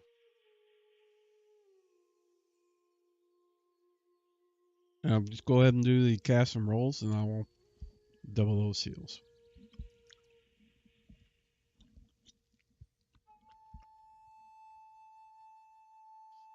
Luke, what's your AC, man? 2. All right, bro. Next time I climb the tree and you get hit with a two-handed sword 32 times, all right? But remember, I'm in charge. Keep in mind that creature was also a pretty high hit die creature. It was a lot higher than normal, so I mean his ability to hit you was much more amplified because of that. I mean he didn't do a lot of. I mean, considering his level, he didn't do a huge amount of damage, but he was going to hit pretty often.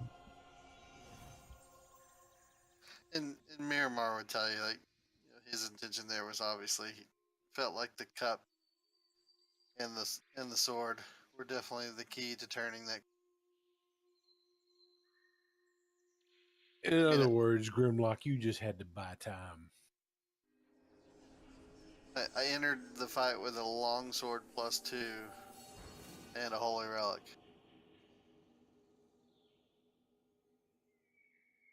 -10.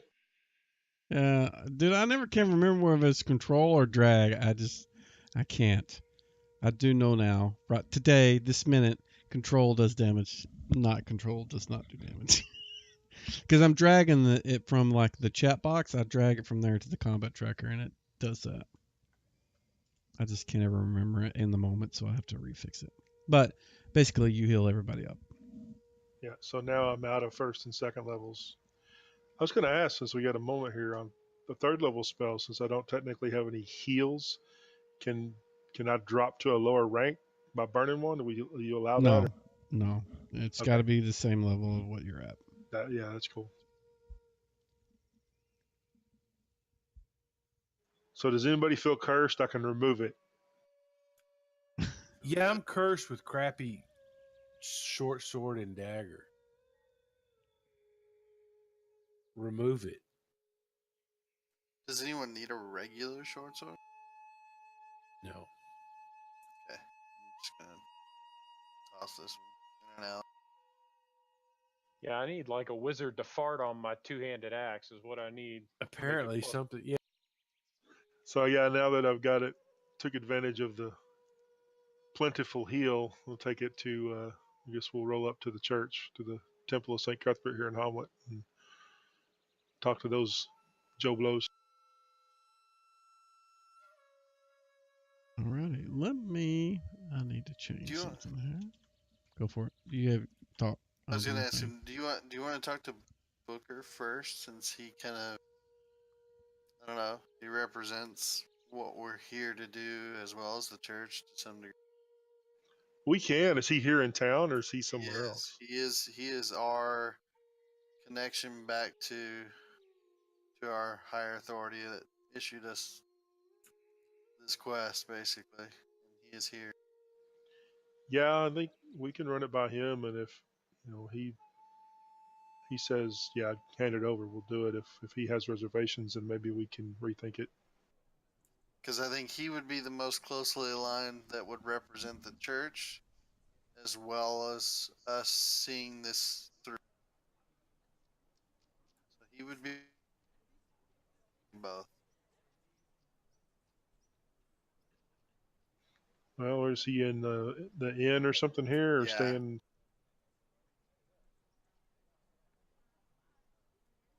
And my understanding is he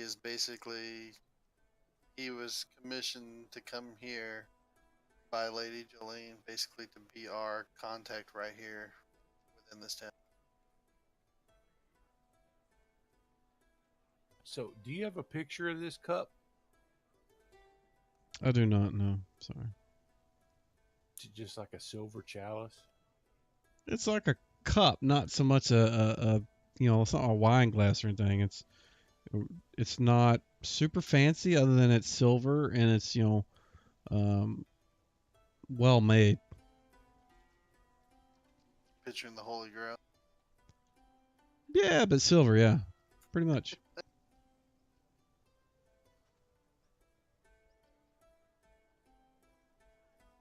So, Luke, how do you have your AC lower than mine? Are you using a shield or something? You don't use a shield. You use a bow or something, right? Yeah, I don't have shield. It's shield or I'm dual wield. So, what makes your AC so low? Just you have a higher dex or something? I have 18 dex. Oh yeah, that'll do it. Yeah, that's -4 right there. And then I do have ring mail on now, I think. Yeah, I have ring armor +1 that I'm wearing. Nice, man. I got full plate, and you have a better AC than I. Are you sure it's Yeah, full the plate X and is the not big plate one. mail? Oh, whatever. There is a man. difference. There is a difference. Full plate, fill plate, and plate mail are all. I I think think it's full. just plate mail. Yeah, full plate is like. Yep. I Just can't plate remember the. Jousting armor. Yeah, it's like AC0 or something crazy. I can't remember off the top of my head though. One of them is. The other two are field and full are definitely are better than plate mail.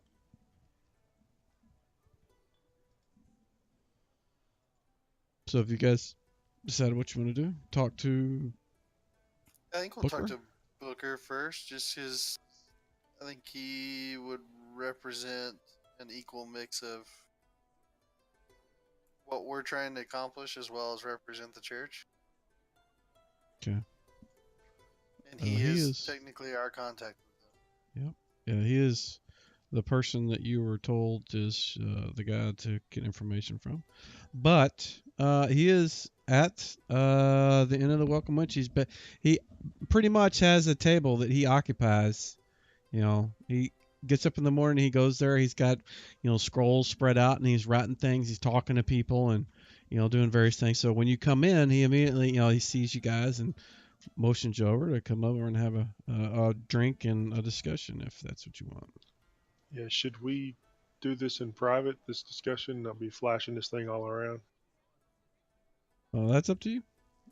I'll hold up my new sword and say I think we're. He's not familiar with it, but he's like, oh, that's Oh no, unique. that's It's more for Bjarni. Like, I'm not worried about anyone in this town. oh, okay. Kind of like a guard position. Like, we're good at. Now I'm thinking more along the lines of, everybody knows, oh, it's been found, and the word gets out and around, and then, we got the wrath of the church coming down if we decide that we're going to hang on to it for a bit. Well, Man, I it's can. Cuthbert. What do you care? I'm telling you this because you're lawful good, but your first inclination being lawful good would be to report this back to your superior. The people have been helping you. You have nothing against this town. They have been nothing but good for you. And St. Cuthbert has been the people you've been trained by. You're not wanting to hide something from. I say all that. You can totally not Yeah. be that alignment. No, I'm just telling you I'm what not. your feelings are.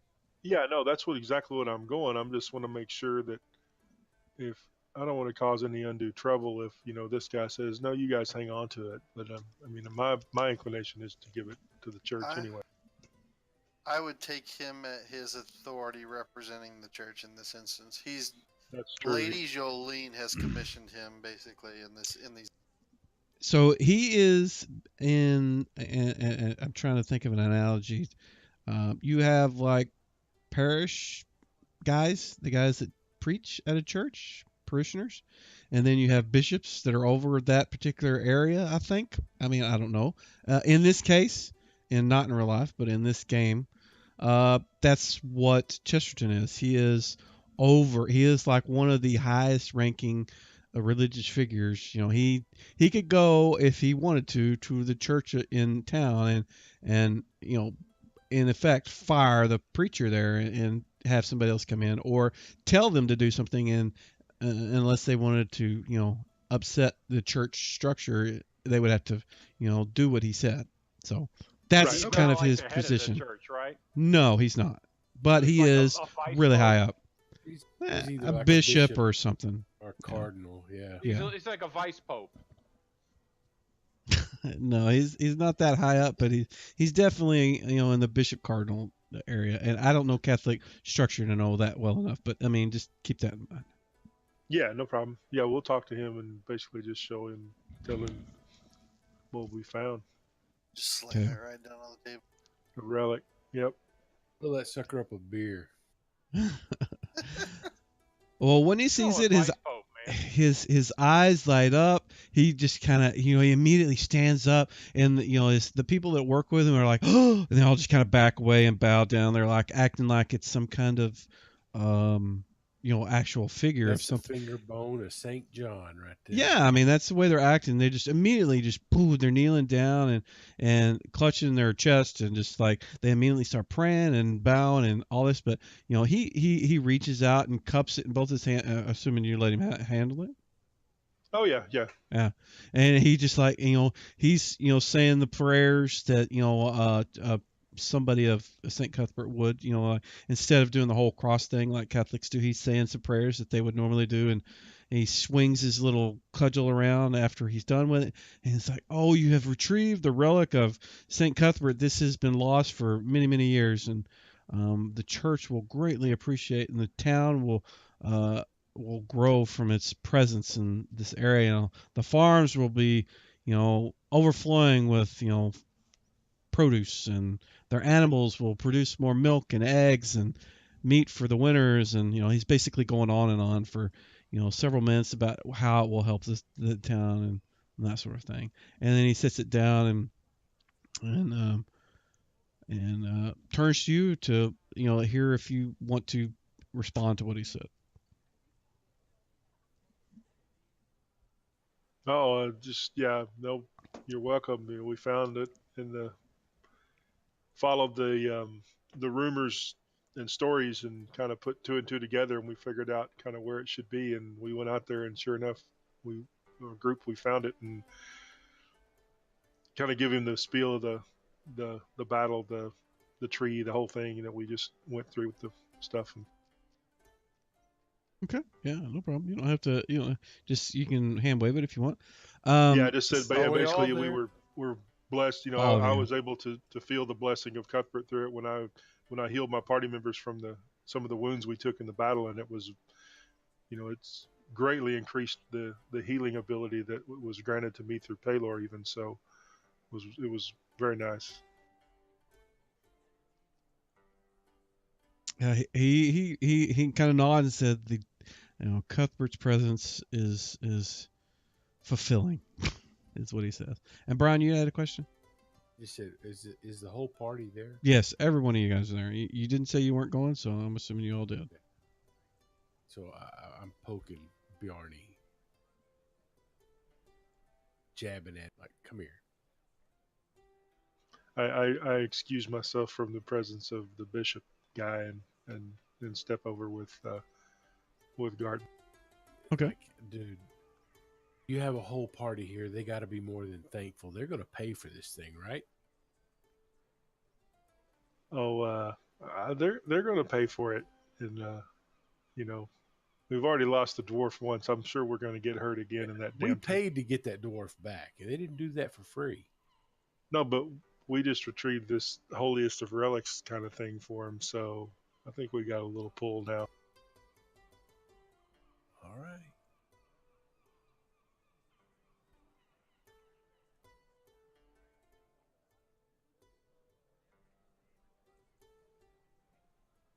Just telling you, we could fence this thing. Yeah, we could, but it wouldn't be right. I just these guys in this church, I don't think they can heal worth a shit. We had to go to the head pope instead of the vice pope. We needed to get res. So I don't know. I don't know how far brownie points with the vice pope's going to get.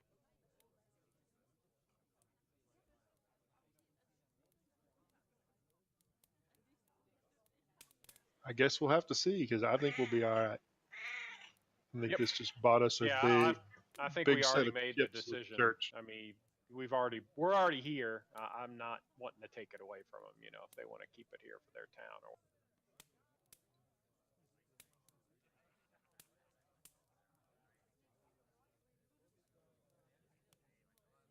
All righty. So, you guys, you kind of have your side conversation during that point. Chesterton, or Book of Chesterton, is talking to whoever's directly there, and he's just admiring the cup while he's discussing, what you guys did and, how things went and, that sort of thing. And he looks to Barney and Miramar whenever you guys are through having your discussions, and looks at you expectantly like he's waiting for some sort of, some word on what you're going to do. Just tell him, I think I would just let him know that we're planning to get ready to head back into the temple. We'd like to know if the church would allow us the use of this relic to complete the efforts, what we were commissioned to do by Lady Jolene. He looks mildly disappointed when you say that. He says, if it was not a relic, perhaps it would be a good decision, but if you don't know, this sort of object could be turned to evil. If you fell within the temple or it was stolen from you, it could be used to do the opposite of what it normally would do. And similar to what happened, where you found it. It was used to conjure up undead and shadow and darkness. Tell him my only fear is that if we all fall in the temple, much worse things will come to pass within the city of Hamlet, maybe even further. So I only ask if you see it proper that we take it with us to help us fulfill this and make sure that the temple does not rise again. He says, would you have me help you in a small way or help the village in a greater way? I can't, make that choice. That is, the choice is made. It must be the village over individuals. So the village is not in danger from the temple. The temple poses no danger to the village. Is that? That's not what he's saying. He's saying that the cup will defend the village, protect it from the temple or its attacks. I mean, it's their decision, dude. If they want to keep it, let them keep No, it. I agree, and that's why I'm just asking him that, because ultimately this came from them. So how much are you going to put behind us succeeding? Is basically what I'm asking you at this point. Is there anything further that you can do then to ensure our success, especially with this return of the relic? I understand the need to keep it here and to help the village. The village will grow stronger much faster. It sounds like with it. And he tries to explain, and it's more of a religious sort of thing that he does, and I can't really word it, but in effect, while it is there, it creates almost sort of like a aura of protection from evil across the village. So in effect, if there is evil within the town, they're not gonna. I mean, it would be like they would be at a -2 to hit and damage. I mean, in mechanics wise, but it would keep out, things that were summoned. Like, maybe ghouls and elementals and demons and that sort of thing. As long as the relic is, within the temple and they're able to hold their rituals at, certain, periods of time, in that sort of thing. What he does tell you, he says, I have been in discussion with Jolene, or he says Lady Jolene. He didn't say Jolene. He's got to be very official. Proper. Yeah, all right. And he says that we have been discussing one of the objects that we can allow you guys to use while you are performing this task for us. It has a similar effect as with Brother Barney's healing abilities that the cup does. It is called, and this is actually in the Magic Items of Greyhawk. Robbie, you can go look it up. It's called the Healing Cap of the Luna.